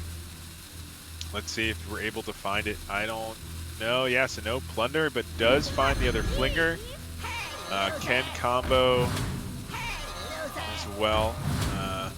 Only gets the 1/2 the nitro boost here, but able to get through. Oh no, wait, yeah, only gets the 1/2. So able to get through the minion and push this 8 damage face. But as we can see, there is another taunt waiting in the wings to make this another situation where you have to find that removal here. And Libra Wisdom going to make it a little bit easier. Can play this Og Merchant eventually. That rope was burning at the magic pixel for a hot minute in my spectator client. There's a lot of German Chef throwing down the APM rogue there to get all of those last minute plays in. And just like you said, Devout Pupil getting the buff. There's that prize plunder critical here. Is it going to be enough? Does have the double Penflinger Swindle. That's 3 cards. You deal 1 damage to that, as well as get rid of the Divine Shield. If you find any more damage off of this Swindle, can push with the sword. There's both poisons have been used, both Nitro Boost poisons have been used, so not sure if you can find lethal this turn, but you are setting up for these Penflingers to potentially do it next turn here. So let's see, with that prep, maybe just force to, what is that? That was 1, 2, 3 cards. So you have to play 2 more cards here. So it's going to probably be this Flinger Actually, yeah, I can do both prep, Flingers right? face. Wait, does that win the game? Both Flingers face? No, Prize Plunderer? you don't have the mana to do all that. You can only Oh, Flinger once. So 1 Flinger face here. Prep Prize Plunder, put him to 1. Oh, so close. Yeah, just 1 mana off here. But with those Penflingers in hand, it's gonna pretty much be Libram of Hope or bust here. So bust here. Bust here, indeed. That's not going to be enough. The Penflinger is just going to do the damage to the face. Yeah, I mean, I wonder if maybe that Og Merchant, like we said earlier, could have been used better on that Aldor Truth Seeker. I don't know if that would have made it too much of a difference with these Penflingers, but would have maybe saved 1 face damage. I don't know with both Penflingers in hand if that's going to be enough, but maybe there was a world where it would have made a difference. Man. But big win here for German Shep, able to find the damage. He's Penflinger. This list, I'm telling you, it just has so much Let chip me damage and then think. just pushing a ton with his sword every single turn, able to find the way through those taunts without having to use a swing. So Yeah, uh, that's wild. And Donde really feeling the lack of early just churning through those Legions of Wisdom. Because, I mean, this turn, if Donde was going to be able to survive, it would require both Lightforged, Zealot, and Devout Pupil. But that's just 1 mana off of healing with the Zealot and the people, like you said. So The victory is yours. with the 1 Libram, you know, could have discounted 1 more time on that people, but yeah. All right, so that is game 1 going to the Rogue. I think this is still, you know, that is expected. The one that I thought would probably get through. I thought the Pure Paladin had a decent shot of winning, but just not able to find the heal, not able to find enough of the taunt, even though we found some of it there. yeah, And that's wild. And Donde even had some nods towards the deck, or not, sorry, not the deck, the board side of that rogue. You know, we talked about how Consecrate blows up spy mistresses, Worgen infiltrators, sneaky delinquents, and stuff. But that's not. I mean, it's a weapon rogue that's got some stealthy draw stuff to yeah. help do nitro It just boost. found the weapon stuff, and it just hits you in the face with the weapon. There were no minions really too much going on there in play. It was really just the weapon doing all the work. Yeah, yeah, and there's just and didn't even need the sinister strikes or anything like that. Just all 4 poison cards off the in the early game, and was Yep. able to get there. All 4 poison cards in combination with that Last weapon is in just session. grows and grows, and no way to remove it. So now is that critical warrior matchup, and I think finding the best chance here in that warrior. We'll see if it's going to be enough. Lightning Bloom Guardian Animal's a good start there. At least gets you to, you know, something to do by turn 6. We'll see if there's going to be ramp found here for Donde. And for German Shep, not really the hand you're looking for in this matchup. So probably going to see most of this tossed away. Maybe the Quartermaster, just for early, you know, playable cards. You want to get on the board early for sure into the Druid. So we'll see what is kept here. Could see nothing though kept on German Shep's side. Let's see. And so I'm just looking through. You mentioned Teacher's Pet that Luna brought, or sorry, that Edelweiss brought, somewhat unusual. This one's got the good old Moonfang, and then two Lake Threshers, and then 2 Twilight Runners as well to come off the Guardian Animals to really. It doesn't sound like there's a ton of draw in here, but between the runners and the overflows, there's actually only a single copy of Overflow in this list as well. So cutting 1 copy of Overflow to fit in, I assume, this incredibly high top end. Yeah. Also with those runners, you know, you have quite a lot of draw as long as you're able to activate those. So, Mhm. you know, it's definitely not critical. It can come in handy if you're not able to find it early, but we do have it here in the hand along with that Guardian Animals and a runner. So plenty of draw available. Yeah, just need to find that ramp you were talking Yeah. about.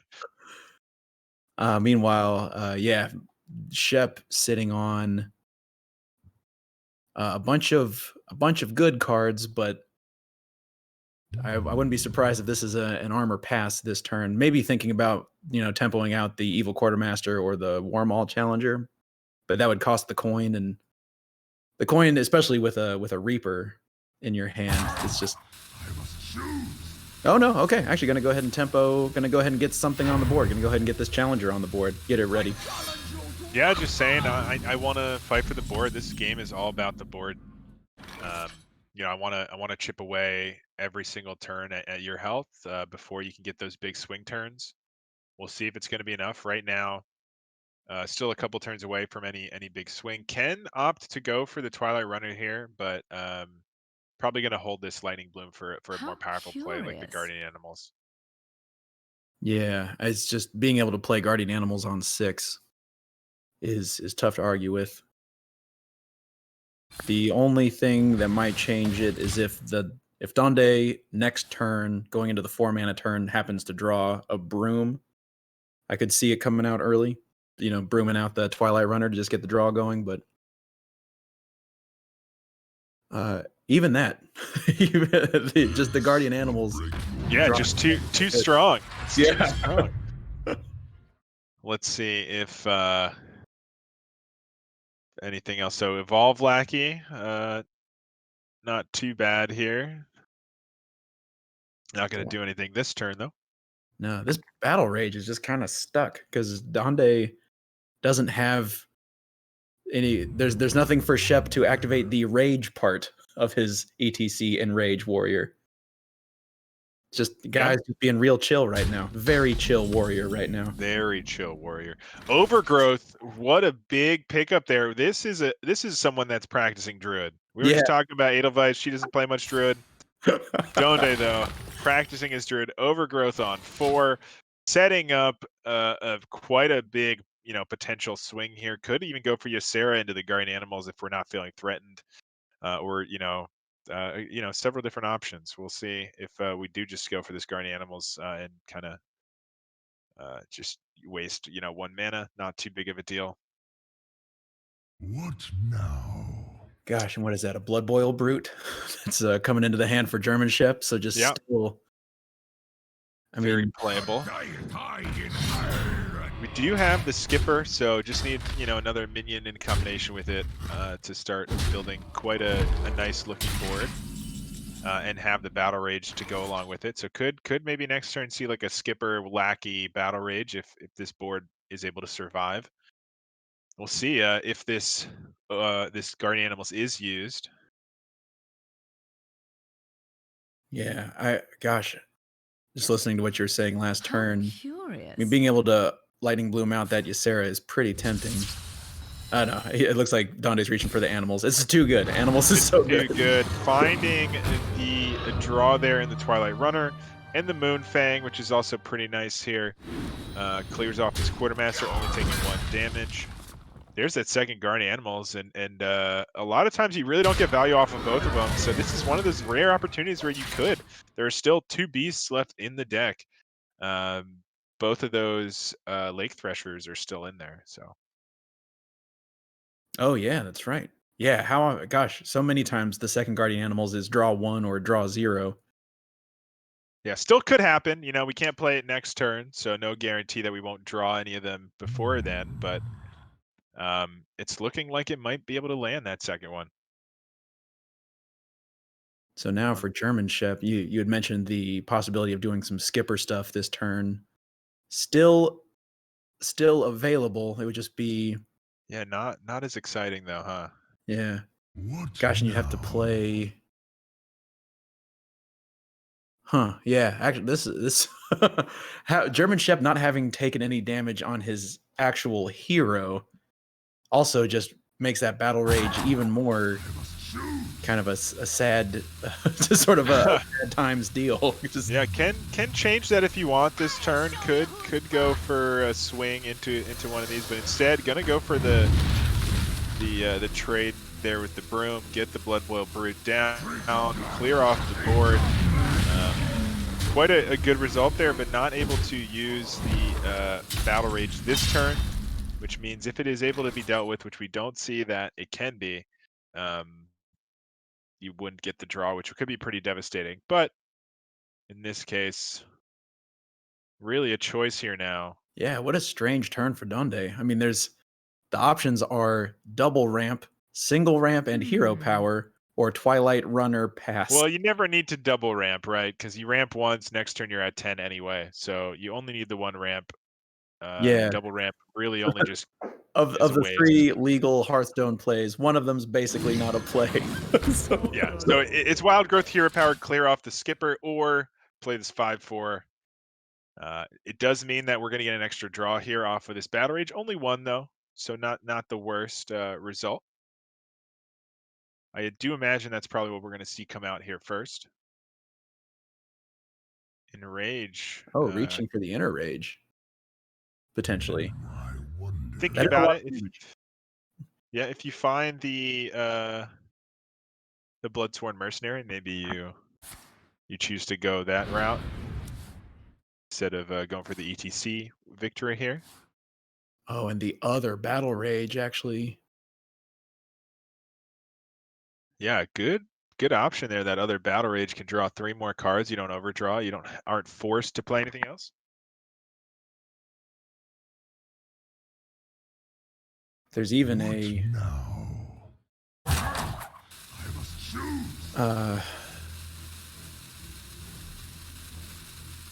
how? Oh, interesting. Okay, actually, Jared looks like Shep is thinking about playing out the weapon and starting to get some weapon swings in just to push more damage right now. Damage, yeah. Definitely a good option. Already down to 10 health, Donde. Does have the Guardian Animals available this turn. Does still have both of those Lake Threshers, so can do some like double trade into the Warmaul and trade into the Risky Skipper to clear off the Brute and take less damage that way on the 2 Threshers, because they'll both cleave that middle one and clear off the Brute. So I think that is the direction we're going to see, and you get the Strongman Taunt available as well. So able to do those double trades on either side, and then the 5/4 into the Warmaul as well to clear off everything. Yeah, so it looks like that is going to be the case, and actually gonna So this does the same thing, just essentially the same exact result. Yeah. I wonder if there was ever a thought of, since you've got, well, now actually both in hand, but since you have 2 broomsticks in the list, I wonder if there was ever a just play out the strongman and play out a broomstick just to get 5 damage. Yeah, could have gone 5 damage face there. Does have both taunts available here, so we'll see if both or just one come down. There are no brawls in the deck, so no fear of brawl, but Barov does find a spot in that deck, so Barov could be a big answer to this board. But no Barov as far as we can see. Barov just not real interested in playing Hearthstone tonight. Yeah, could still find it here. Has the double cutting class to draw quite a lot here, so probably going to see the second cutting class come down. Has Skipper Armorsmith also available to maybe go for a Battle Rage play, can swing in as well into the Strongman and deal 1 AoE with the Armorsmith. Sometimes you find, you can Witchy Lackey, I guess. Then you can full clear, or not full clear, but clear the right side of things. Yeah, and actually the positioning on this strongman has just maximized damage. Yeah, it really face. It has. I would have liked to see the taunt on either end though, just to avoid this Reaper Scythe instead of giving them, the option to clear 3 things. Otherwise if they're on either end, you can only hit 2 minions with the scythe, right? True, very true. I guess So really keeping the Twilight Runner on the board. Yeah. Is gonna get dealt with here though with that Inner Rage being used here. And now, sitting at 10 mana, Donde can either Ysera Broomstick or, I mean, I feel like I'm kind of leaning towards Ysera Broomstick. Is there Guess you could also Clown's Broomstick if you wanted to. Just get the 3 clowns. Yeah, I like the Ysera How Broomstick here. curious. You can set up next turn to go for that overflow. At 10 health, 8 mana on the other side. There's not, I mean, ETC combos, there's always a chance. So that's the only way you can die. But you've seen one Inner Rage, so they have to have the other Inner Rage. They have to have How the Broomstick, they have to have curious. ETC, and they have to have the way to copy. And right now, we do have double copy, but we don't have the Broomstick or ETC that we can see. So it's quite a lot of cards to do the combo, but really pretty close actually on the side of German Shep. Just not enough yet. So Donde in a safe spot to just go for that Ysera Broomstick. We'll see if he feels safe enough to do that, or if he's gonna try to heal up with this overflow. Oh, interesting. Actually going to take the cleave. Yeah, so going for the cleave instead. Just going to play the Ysera, and next turn can go for that overflow. Hopefully find a bunch of dragons to taunt up or heal or something here. But again, that ETC is always going to be sort of something that can find the win here if Donde is not able to get this survival to come down soon enough to actually win the game. Yeah, just looking at the cards left in deck right now. What German Shep sitting on now? 10, Donde sitting on 18, but obviously 7 of those are portals, so actually more like 11, and then the 7 dream portals as well. And yeah, I mean, with this overflow, it could really come down to next turn if we're able to find this ETC and Broom here. So it's really just the Broom left. If we find the Broom soon, that will just be game here for Shep. So just the Broom remaining. 1 out of 8 cards. all right, Warmall Challenger going to go ahead and clear off the remaining. There is the survival though, and that is big. That does mean that, you know, in the next couple turns we can find lethal. Is it too slow at this point though? Maybe the survival just has to be burst, you know, following an overflow turn rather than trying to set up a clown here. You might just not have the time for the clown. Yeah, it's an interesting question. And also with 8 cards in hand, overflow interacts in kind of a It's weird way with the awkward. dream portals. Yeah, I mean, you could go survival, play the Anubisath isn't bad, and trade it. I mean, maybe go face with the 412. I don't know. Maybe True. trade. This. Oh, not what I actually, Donde wants to expected, so- overflow this turn. Yeah, so Donde really wanting to overflow, heal, and build a big enough board potentially here that survival next turn is lethal. So kind of finding that middle ground. There's a taunt that could certainly be helpful. Although into ETC it's not going to do too much. So really it's going to come down to this Broom. Is the Broom going to come off the top here for German Shep to find the lethal? Or is Donde going to be able to survive? It's going to come down to it. Oh. It's going to double Going for some innervate. more draw. Yeah, so just going for the draw here. Oh, yeah. Hoping to find some more minions that can guarantee the lethal with this survival next turn. Finding another dream portal, so a nice big board here. It's gonna come down to, is this a Broom or not?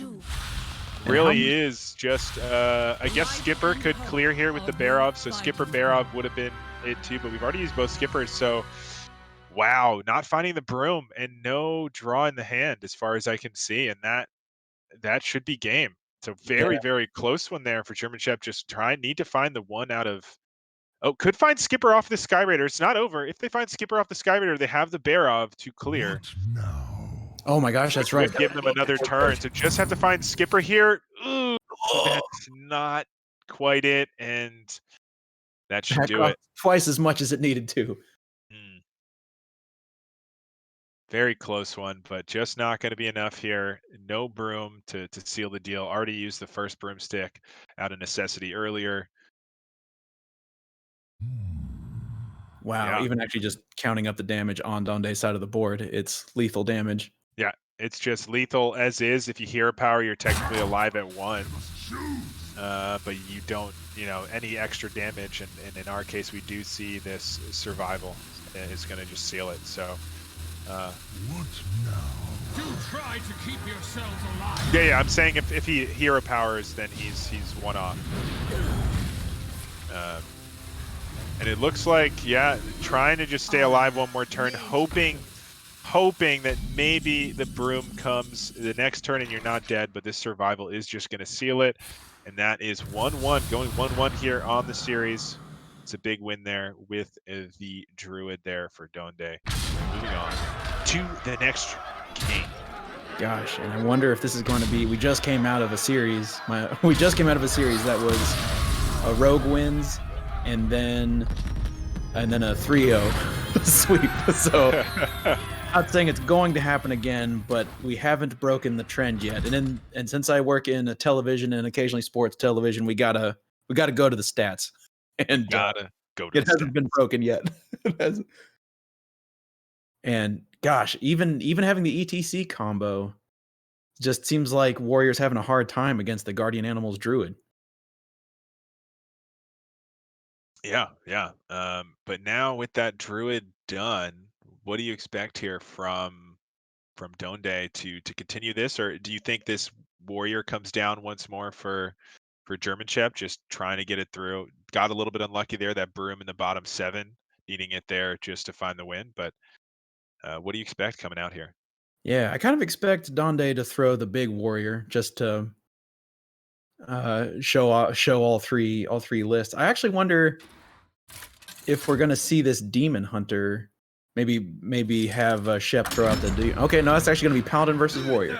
It's going to be the pure Paladin coming out for Donde, getting another at bat, and the ETC Enrage Warrior getting another. So both decks that have lost, one of them must win this time. One of them has to win this one. I think the pure Paladin has a little bit of an advantage here, but again, it can come down to finding that combo early enough for German Shep. That combo can do a ton of damage, so just need to cycle into it. Has the enrage kind of stuff going on as well to chip some damage during that process of finding the copy or the pieces. On the other side of things, though, Donde has a bunch of heal, a lot of discounts. Right now, finding the Attendant and the Truth Seeker. So just got to find some Librams, and the discounts are coming. Yeah, and it's the ETC combo. You're saying that there's the enrage stuff. There's a splash of enrage and a little bit of rattle gore in the warrior list, because you don't necessarily have to go full ETC, right? If you're able to chip them down, like we saw in that Druid game, you only needed 15 out of your ETC combo. You didn't need the full. I forget what max damage is for 10 mana, 38 or something like that. 36. Anyway, that wasn't necessary. It's a lot. Yeah, it's a lot. Any kind of chip damage that Donde does not heal just puts him in danger of different tiers of that ETC combo. Exactly. And sometimes you are relegated to having to go with one of those, and especially in this enraged sort of list, you are trying to get that chip damage and not needing that full combo necessarily. So we'll see. Right now, though, Donde having his way with the board. Kind of finding a solid curve here. The only thing better would have been if the shot bot was in the hand last turn. But pretty much just the ideal curve here for Donde so far. Yeah, this is drawing your deck right side up, right? This is sometimes one of the things that can happen occasionally to pure paladins is your opening hand is like Urel, Hope, Crusader, and like Lady Liadrin or something like that. You just have a bad time, but that is Might coming in to hand. Yeah, so I didn't even see that in the list, but yeah, Blessing of Kings kind of being the equivalent here of the authority that we saw in Edelweiss's list. Doing something similar, but obviously a little bit less potent, but can hit face this turn, which is nice. Yeah, and not even worried about the spell burst on Goody Two Shields. Just gonna go ahead and get the 4 damage right now. Because like we were talking about last game, the only way to deal with big stuff for the warrior is either big skipper series of explosions or exactly Barov. There's no blades or broomsticks, because there's no blade storms, brawls, anything like that.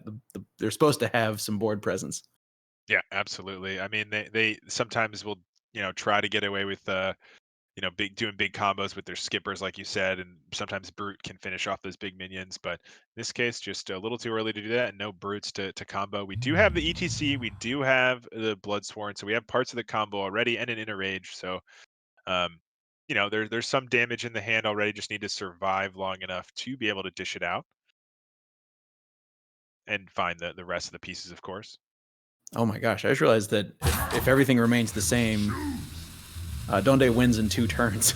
Yeah. If nothing changes, Donde wins in 2 turns. Yeah, this is a lot of damage. This Ankar swing probably, let's see what it draws here. Has a 50 shot, I think. Oh no, there's still one more Sky Raider. So yeah, still only the one skipper in the hand, and still has, I believe, another Sword Eater in the deck as well. So that's the last pirate, or the last 2 pirates are 1 Sword Eater and 1 skipper. Yeah. I wonder, as Donde, you haven't seen a whole lot of high impact turns. Okay, actually, Donde is just going to go ahead and play out the True Seeker. I was going to perhaps throw out the possibility of Lightforge Zealot to get the True Silver Champion and then just maximize face damage. You could drive 9 of your minion damage face again, but I mean, obviously, we were talking about how important Aldor True Seeker is. It's just a very good card. There's a second inner rage, so does mean you can use one of them if needed here, and not worry about your combo anytime soon. But right now, just need to probably go for a skipper turn and just try to remove this board as much as possible. You have the skipper, you have Armor Smith. You can combo with two of these Sky Raiders, and I think you just have to clear this board. Finding a Horde Pillager, so some more weapon damage potential. And then the Brigand, so just a solid minion you can find. And that is going to be the board clear, but one big, a pretty big set of tools gone for German Shep. And now Donde's back to square one, has to build up a board from nothing. Yeah, so a little, pretty powerful swing there, but again, the tools in the hand not too potent, waiting for those combo pieces on the side for German Shep, just having kind of a bunch of the clunky pieces in hand and kind of waiting to find some draw or something. On the other side for Donde, could go for the clear here to negate any battle rage shenanigans. You saw a lot of those pirates. I think you saw all the pirates that were drawn off of the Ankar played, so you don't expect there to be another skipper in hand unless they had one naturally, and unless it was also found off of these Sky Raiders. So you maybe removing this board helps you negate any potential battle rage. Alternatively, could try to just build a little bit of a board here. Let's see. It does look like Donde is going to go for that concentrate Shotbot and say, okay, you can remove half of this, but if you don't remove the other half, I've got this hand of a doll. If you do, I can just play another minion and start cycling some more cards and start, presenting more and more threats. Yeah, with both hands of a doll in hand just represents, and there are some, we're heading into the 7 mana turn, the higher mana turns, and your Lady Liadrin obviously has a huge amount of potential card generation, but even if Lady Liadrin only gives you a couple Librams of Wisdom and a couple hands of a doll, that's that's probably all you're gonna need. German Shep has draws a Blood Boil Brute off the top and has the ETC, like you were mentioning, just once again devoid of broomsticks, and also just doesn't have a lot of mana yet. It's only the 6 mana turn. Is there any cycle in here? Sorry, I'm mousing over right now. It looks like the only draw that's available is if the Horde Pillager comes down to re-equip an Ankar.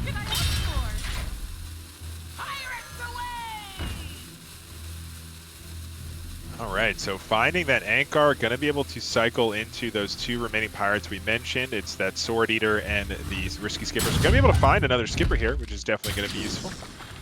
Potentially, yeah, finding that skipper. Again, no big ways to start drawing parts of your deck, though. You really want to find those battle rages. You want to find those cutting classes. Bloodsail, Flybooter, and Shimmerfly, the 2 creatures off first day of school. And I wouldn't be surprised to see just a single Hand of a Doll. Oh, actually going to go double Hand of a Doll with the Arch Braggart pickup. The Argent Braggart just saying, okay, fine. Let's just play some big stuff again.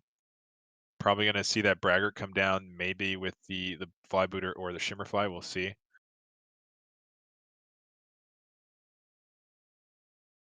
Oh my gosh, and High Exarch Yrel comes in off the second Hand of a Doll, so the next turn, anything the German Shep plays out is just going to get gobbled up by this High Exarch, plus the healing potential that Yrel represents as well. This 6 is going downtown. Oh yeah, it's definitely going downtown. We'll see if that does backfire here. Right now, still no brooms found, so no way to combo that damage just yet. Skipper available, no easy minion to combo with it though. To start getting these brutes down, so might just have to play a brute for 7 here. Again, how does this keep happening? Yeah. Full retail brutes is not, and this is just one of the dangers of having combos in your deck, right? Is sometimes you have half of 2 combos. We see like both. There's 2 Inner Rages, a Bloodsworn Mercenary, etc.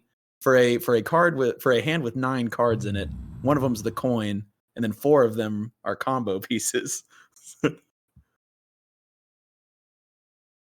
Yeah, a little bit awkward. This will draw that Sword Eater, so maybe saying I'm going to play that this turn, or just going to get it out of the hand before doing anything else. Oh yeah, I guess you can combo that with the Skipper here. I'm sure it does allow you to then play your brutes. So totally didn't think of that. That was a good option there for German Shep. Gonna have to trade in these first. It looks like we're going face actually. Yeah, that makes sense as well. Only 1 brute can come down though, so gonna hold off.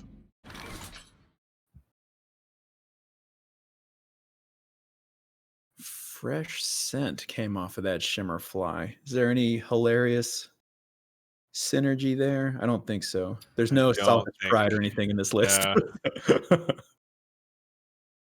Who knows? Maybe this first day of school hits a Volpertinger, and then we're off to the races. And we're ready to go. Oh, that's a beast. It's playable on something. Bloodsail Corsair, gonna remove some weapon potential here. Couple of options on what, maybe this Exarch comes down to get rid of this brute. Yeah, I mean, High Exarch Yrel just seems really good. The question is, how much do you respect this Blood Boil brute? And if a lot, does that mean you take the shot bot to remove the taunt? Yeah, based on this attack, I think Yrel's going to come to deal with the brute and just. Yeah, I mean, this is a little trickier to deal with, the 5 health being 1 more than you can easily clear. We do see that brute on the other side can come down. There's the broom. So how much damage is this? We have only 1 mercenary right now. Correct. So not enough. We're getting a little bit closer. We've also used our Sky Raiders, so we don't have those to charge in. Gonna have to find like the other broom to get 7 minions, right? Because if you do the double bar, Bloodsworn is 2, 3 ETCs is 5. You get 1 broom is 6. So to get the full combo, you need the other broom as well in this list. Yeah, like you say, with both Sky Raiders gone. And is German Shep thinking about attacking in with this? I guess with the coin, you could use the Armor Smith as well, but yeah, it looks like we are. Yeah, this brute is going to come down, and it does mean that the Skipper just dies. But so yeah, the trade actually going to happen first. No, so going for copying the brute actually, and that does mean the ETC potential is just much lower. Going for kind of hoping to find the damage here through these brutes. That was interesting. So actually just basically bailing on all but the lowest tier. Well, not the lowest tier. There's still another Bloodsworn Mercenary in the list. But yeah, the full 7 creature combo is no longer available. Let me think. Yeah, I'm wondering if that's going to be enough. I mean, this brute is certainly applying some pressure here, and maybe it will be enough with the brute because, you know, technically this brute has rush. So that's already 1 minion that this ETC gets an extra 2 damage from. So can chip away here a little bit. True. Very true. That's right. It doesn't have to be a minion that rushes. It just has to be a minion with rush on the card.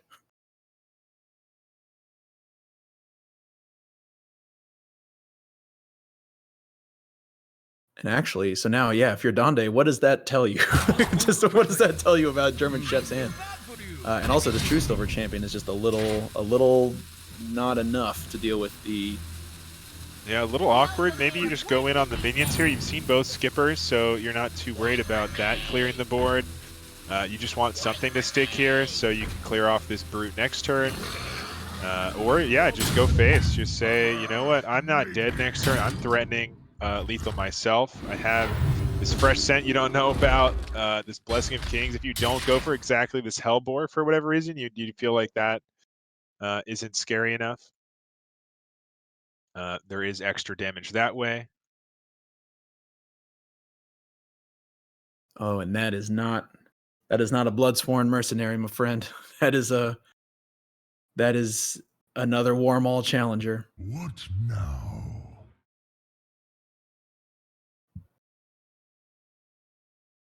So 5, 6, 7, 8, 9, 10, 12, 13, 14, like 15 damage if I'm adding everything up correctly. You have the broom. Oh, 17. Oh, this is just going for some sort of clear, it looks like. I must choose. I challenge you to massacre! Oh, so gonna try to go for the full, or as much combo as possible here, and clear as much as well. Okay, interesting. Trying to clear the board and oh my gosh, is Shep gonna get there? It's not gonna be lethal damage this turn, but I mean that was a 17-point health swing and a clear board. Yeah, that was definitely a big swing. This can be dealt with the ETC, so that damage won't be coming down. We do have the Devout Pupil to survive a little bit longer.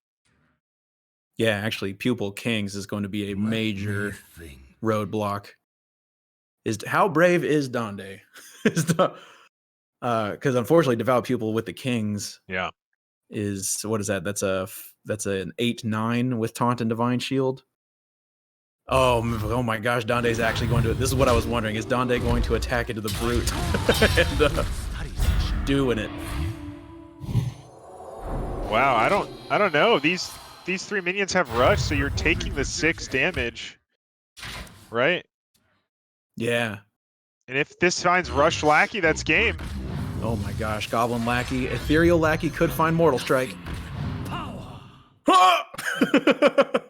Mortal Strike, that wins the game, right? I think that's it. Yeah. Yeah. We'll do it. These are rush minions because we didn't clear the ETC, and that is going into the next game. Dang. That's honestly huge. That win is going to be so big for German Chef's chances. I think that was the toughest one to get through. This Lifesteal Demon Heart also going to be tricky, but has a much better shot, I think, than the Warrior.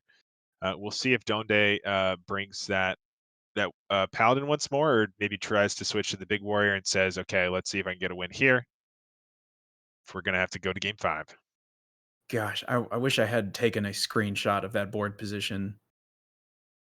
Does Mortal Strike win no matter what? If Donde swings his True Silver Champion into ETC, leaving up the 7 attack Blood Boil Brute, does he still die to the Mortal Strike? And I honestly don't know. I can't remember. I'm not sure. Yeah, I would need to look back.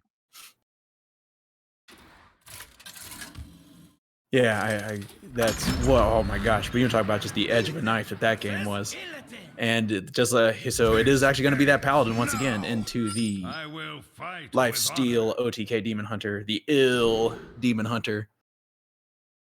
And I haven't put a bunch of reps actually into this OTK demon hunter. Have you played this a bunch, Manadon? And if I so, how do you played feel? a decent amount. I played a decent amount. I think it really this is a tough matchup because they heal a lot, and you have to use some of your removal early and some of your combo pieces early just to survive. If they have a good start, Goody Two Shields a pretty decent minion here. We'll see if there's enough early game though. Right now, Job's done. not putting too much pressure, so we'll see if German Chef's able to cycle and get the damage needed. All right, to start, has the Ildarish Stardies on turn 1. Sometimes you hold on to that to try to guarantee that outcast. If you have something that you combo with it, like there are definitely reasons to do it different ways. Right now they're going for the double jump, so sometimes you hold on to that too to try to just get the skull on turn 5 or turn 7. But Job's done. Oh yeah, just trying to grab the Skull of Gul'dan. I mean, I have to imagine that playing Skull of Gul'dan on 5 or 6 is just really yeah, obviously I doubt it's key, but outcasting Skull of Gul'dan just allows you to do so much more with your available turn 7 mana.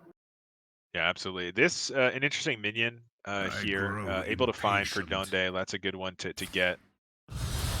Now, so German Chef just gonna hold back, probably holding the Ildari studies. Can play that on turn 6 and find the skull and play it, or turn 5 in this case with the coin. So might see that potential here coming out soon. The other side, maybe just bring out this Goody Two Shields. These are 2 minions that survive into their Immolation Aura, so not a bad result.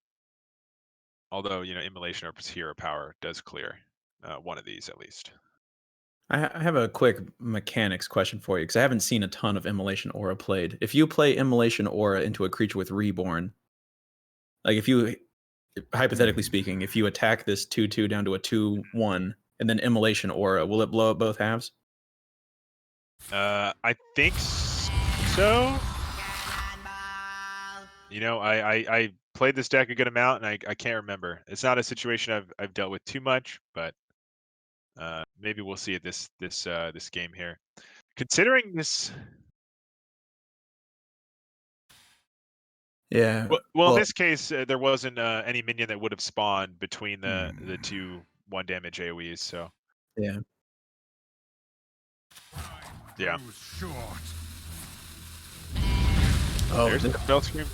Yeah, so there's part of that combo. We do have 2 eye beams. So that's already a ton of damage. You don't need all the combo pieces to win this matchup. You really, like I said, want to use them early to survive here. Job's done. Hand of a Doll gonna go ahead and come down. Wow, just drawing all of his top end here is Donde. Just and obviously these hopes can come down far earlier than they're supposed to, but it's really contingent on finding those librarians, the attendants, and the truth seekers. Meanwhile, look at all this damage in German Chef's hand. You talked about the eye beams, but also 2 ethereal aug merchants available plus Moarg Artificer for just huge amounts of increased spell damage moving into the later stages. Terrible, terrible damage. Demons?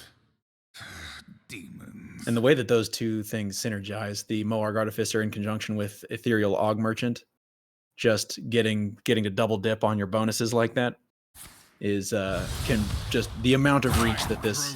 Oh yeah, no, the Aug Merchants can be so huge. Right now, going to use 1 to remove the threats. Like I said, a lot of this matchup is using your combo pieces early to survive, and then just using what you can string together later to find the win. This is a list that's running philosophy, so it does have a lot of reach. If you are able to find that Moarg off of one of your skulls, it's got a ton of reach. So still has the potential here.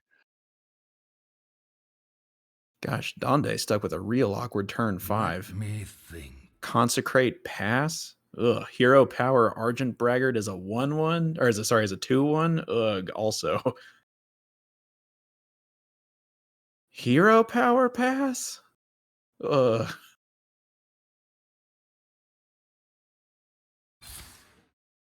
Reporting for duty. Hero power pass. Yeah. Ugh. Okay, and here it is coming in as foretold. The possibility of playing out the skull if it comes Yeah. off the Ladari studies, though unfortunately for Shep, it did not. But Crimson Sigil Runner, you want to just keep your draw going. Yeah, certainly can. Also have the Spectral Sight in hand to do some draw as well. Kind of want something you can combo with that because it is going to be on the same side. So maybe, what mana are we at here? I believe this is 5 mana. Should be 5 mana with a coin available.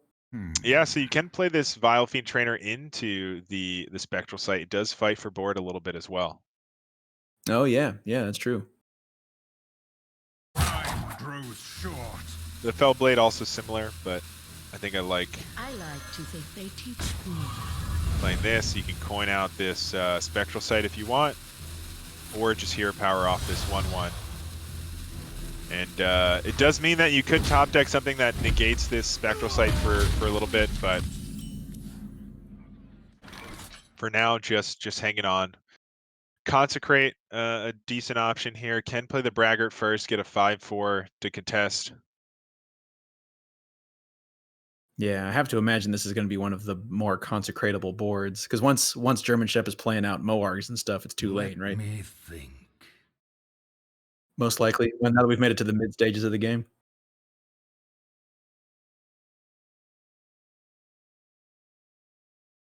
No, full retail. Ugh.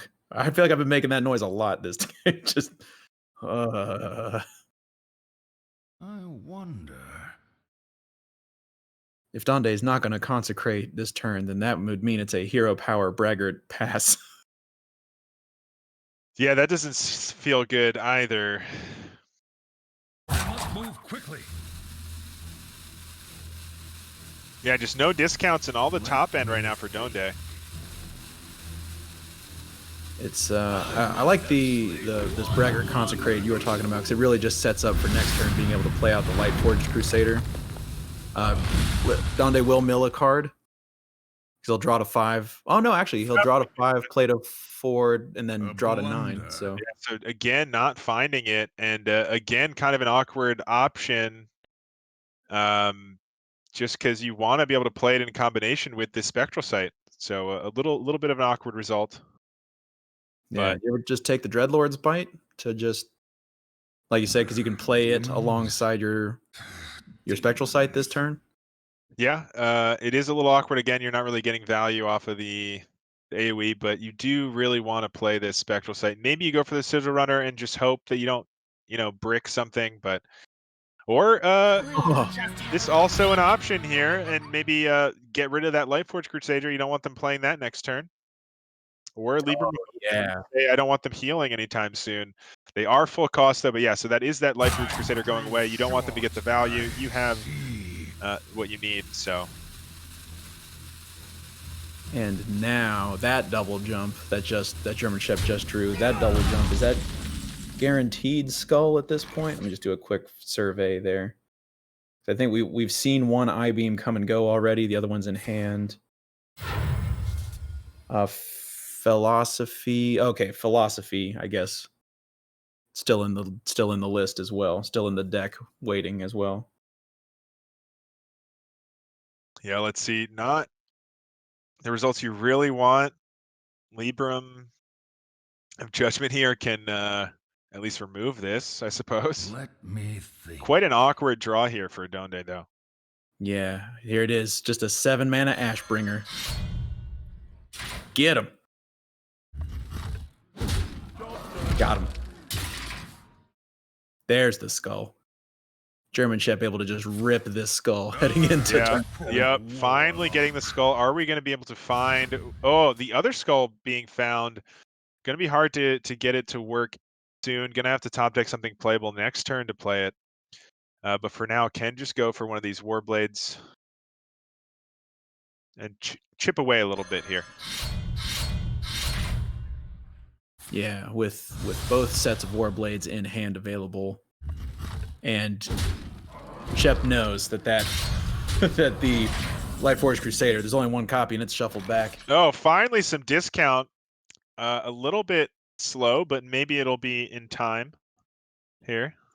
Yeah, I mean, at this point, if you're Donde, you just play out all three of your one cost. Well, actually, do you want to play no creatures? No, that doesn't work against this particular OTK, right? Because they'll just hit their own. Demon Hunter will just Fellscream blast its own creatures. Although one Fellscream blast has been played already. Yeah, one Fellscream blast and one I-beam.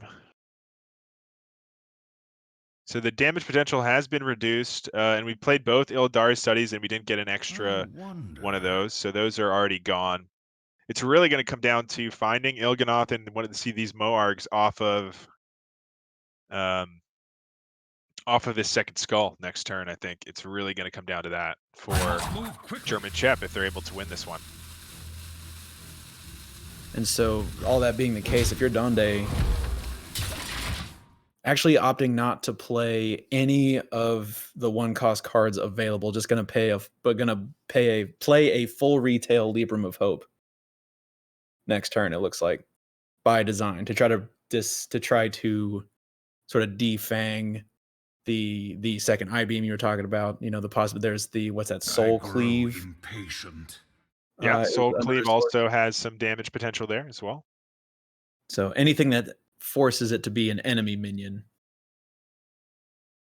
just not being available. And that draw off the top is a Fellscream Blast, currently blocking off the second Skull of Gul'dan. Yeah, that is not what you want to see. That is one of your combo pieces you really want to get off, and now it's kind of stranded with the skull, and you really wanted to get discounts off the skull. Now just going to have to rip it with no discounts, and that does mean your damage potential is a little bit lower than you would like. Still hasn't found the combo pieces, really. Has one Moarg, no way to copy just yet, and no Il'gynoth. There is... And now actually just saying, I don't... Interesting. So finding the philosophy, though, but saying I don't need this coin, which could have been extra damage later. A little surprised by that choice there. I mean, this turn, if you're Donde, this is hope every time. And this last book strike looks like Donde's thinking about clearing off the Star Student and just going to make it as awkward as possible for German Shep to remove this Divine Shield. And then, of course, the rest of it as well. Still no Il'gynoth in the hand, right? That legendary creature's a Blood Mage Thalnos. Demons. And with only yeah. 6 cards left in deck. That is a little unfortunate.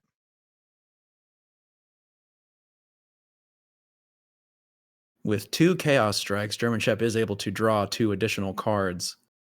But just mana-wise, it starts getting awkward because obviously those Chaos... only sitting at 9 mana still is German Shep. So Il'gynoth is 4. 2 Chaos Strikes sponges up another 4. So that really only leaves 1 discretionary mana left over. There's Il'gynoth. There it is. Is that going to be enough, though? We're running out of time here. Gonna have to find the damage in the next couple turns. I don't know if we have it. I don't know if we have enough damage. Is that a Tempo Ooze?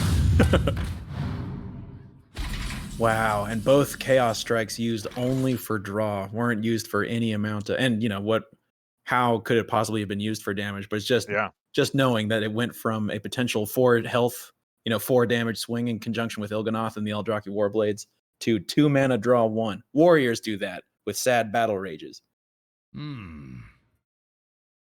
I don't know. I'm trying to do some math here. This is looking pretty tough. We have double Moarg right now. We have Fellscream and I-beam. Og Merchants, we have 2. We have 4, 5, 6, 7, 8, 9. We don't have enough mana to do all of that. We played that coin early. I think that could be an issue.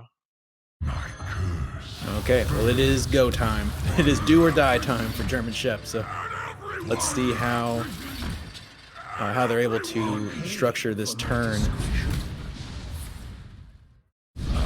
Fellscreen Blast for 36 is gonna do it. That is an That'll do it. amount of damage. Wow, and that will be the game. So yeah, I just didn't count my math right, I guess there, and that will be the series, I believe. So able to find the win into the anti-warrior matchup there for German Shep, just piloting just the way that is needed and finding the win there for their team. Big win. Interesting. Just reflecting on that. Like I said, I personally don't have a ton of reps on that OTK Demon Hunter list. I mean, 36 damage from hand for 10 mana. Were any of the cards that Shep ended up playing at the end even discounted by the skull? It seems like No. only was able to rip one skull, so that was full retail. 10 Full mana. retail, just able to do the 10 mana combo, had double Moarg and enough damage to find it. So well played there, and finding the win into a matchup I would have said was definitely favored for Donde, just not able to find the right pieces there. I mean, that last that last game really was like, where are the cheap cards? Yeah. It was like the top end for the whole game. Congratulations there, Shep. Big win. Well piloted with those combo decks to find the win there and give your team a really good situation moving into next week and fighting for those playoff spots. Yeah, thanks. This game was like the decider, right? So it's pretty important. You're trying to go undefeated still, so yeah. Yeah, how did you feel looking at that lineup? Sorry there, Dalbills. No. Just looking at it initially, I was like, this is going to be very tough for your warrior to get through, but you managed to find it with that that combo there at the end, leaving up the ETC. I don't know if it would have been enough, but really just finding the chip damage as needed to just keep the paladin on its toes and find that crucial warrior win. Yeah. Well, first of all, like the lineup from down there, like super surprised me. Like the matchup spread looked like completely red, pretty much. So good job to him. But also, last season, Buck, my teammate, played Donde, and he had like a similar matchup spread. But like at the end of the day, I think he won as well. And so it's like the skill testing decks, like those types of decks have like a maximum potential, like Yeah. no matter how well you play it, because like they're so linear. So like I was just hoping to like I don't know, outskill or something and get through that way. Yeah, But and like that's exactly what you managed to have happen. I mean, it definitely was some awkward draws there from Donde. Didn't right. Yeah, that's have what I'm talking. the real options. Yeah. That one game just didn't have like had like all of that last game, like all of the top end there and no sort of early game for Yeah, quite a while. exactly. And that's That was that's actually my fault, because I That's your fault. mentioned in game 3 that sometimes Paladin draws like Libram of Hope, Urel, Crusader, Judgment, or something, and they're just really stuck. And then that that almost happened. yeah, thanks. Hooked me up. But yeah, so actually, I'm looking back through my notes here, Shep, and you managed to 3-0 Donde's Paladin, actually. The Oh only yeah. time you didn't That's play actually Paladin was that Druid, and every other time Donde played Paladin, and you were able to win. So 3-0 the pure Paladin. yeah. That's kind of weird to be honest. I was like going to ban Paladin, and so I did not expect to 3-0 it. So it's kind of Yeah. interesting. Well, good thing you didn't there for your team and for that Right. result that you got. Congratulations once again. And yeah, I guess just any words for your team there? You were able to find that win. Any motivating words to help them through the next week or so to try to find that playoff spot? Yeah. Well, firstly, so Diamond posted in like the Discord that Bantu was like chatting about how he was very upset that I didn't interage the Warmaw against the Druid. Yeah. and I would like to apologize for that. In retrospect, that like would have been like lethal by like turn 7 or something, but yeah. So, but yeah, um, like yeah. So good luck to the rest of my team. Hopefully, we go undefeated throughout. Hopefully, we win it all this time. And yeah, that's RNG. Awesome. Any Excellent. Well, last thoughts from the rest of the crew here? You were talking about the way that the matchup spreads go, and combo lists in particular seem to be more susceptible to, I don't want to say inaccurate data necessarily, but the just sort of to your point about how if you are very comfortable with a combo deck, it's a lot more you're a lot more capable of outperforming the stats than the stats might Yes. lead you to suggest. So a lot of reps on these combo decks or just really comfortable? What? 'Cause it seems like combo decks in particular really benefit from a lot of familiarity with all 30 cards. Um, Honestly, like I'm not like the biggest combo player. Like I really haven't played much. Like OTK DH, I had to like practice it a bunch this week because I really didn't pick it up before then. Um, but yeah, like once you like get it going, like I can definitely see how like you have to like decide like is it okay to like commit some Moargs? Do you have to kill certain minions to heal? How important is it to maintain your combo? Stuff like that. I will say that like I feel like my warrior was actually like pretty favored going into this. I was surprised like out of all of the ones that's the one that lost. Um like all his decks rely on like playing minions and getting bored, and that's like what the ETC combo punishes. So like I wasn't able to like do the ETC combo in the Druid Yeah, game. I was like it was jumping struggling off. to find it there. Right, right. So yeah, that's like part of the issue with combo decks. Like draw consistency is a big deal. Like if you don't hit a skull with the Demon Hunter, like you can't really do much. But yeah. Mhm. Yeah, had that awkward second skull as well there. Certainly wasn't helping you. Yeah, I think like at that point, like you don't really need the discounts, right? Like don't he wasn't really pressuring me at all, so I The could velocity on just that do the deck. 24 combo. Yeah, the amount. I think you had what 9 cards left in deck by turn 9. Like, that was Yeah, yeah. I mean that's pretty standard with these type of decks. Pretty insane. Yeah. all right. Well, Shep, congratulations for the boys sitting in the number 1 spot, moving in. Yep. Thanks for coming.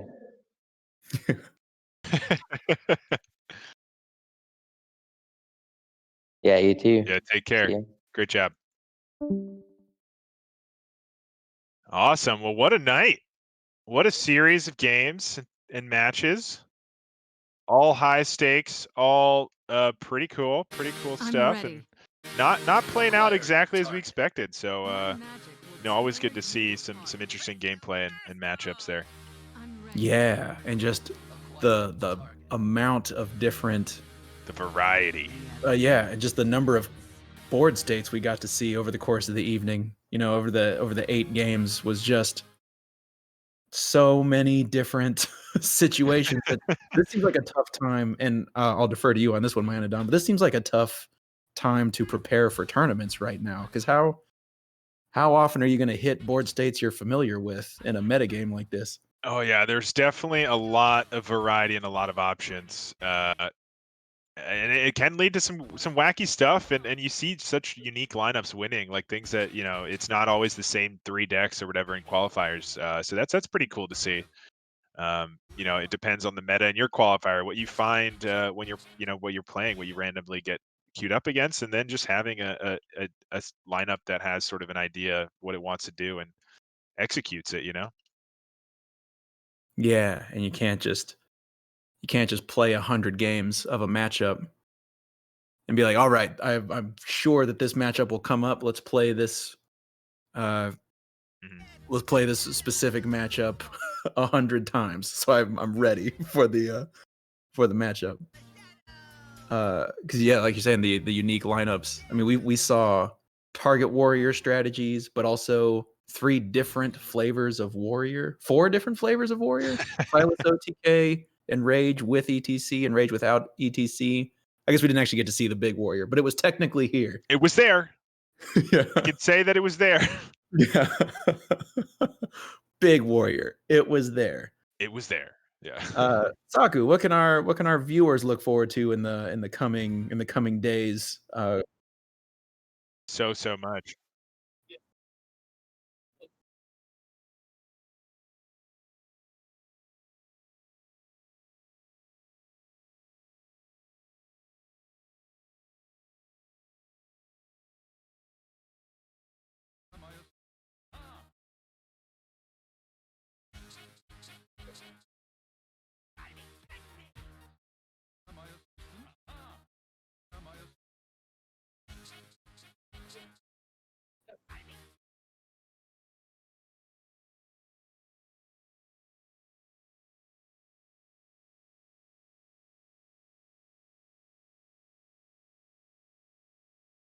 All matches, all day, every day.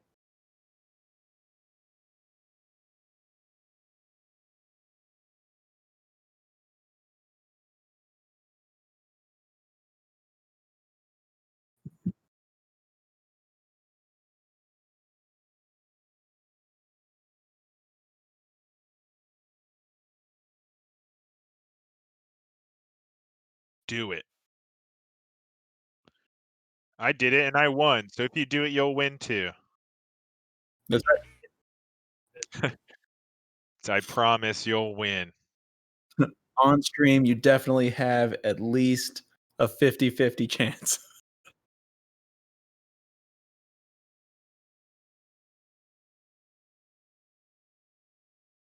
Nah, it's always a pleasure. Yeah. Yeah, It's a good time. great to be back with the team. Get the team back together, get back in the old van with the Oh, rest yeah. of the outdoors and The just hit the Scooby road. Doo gang back together. Yeah.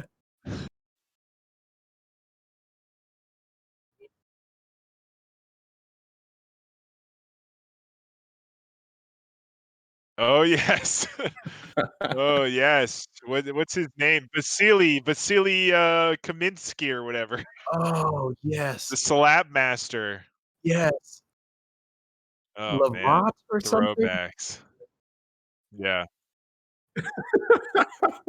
That's right. Yeah, thanks for joining us. Good night, everybody.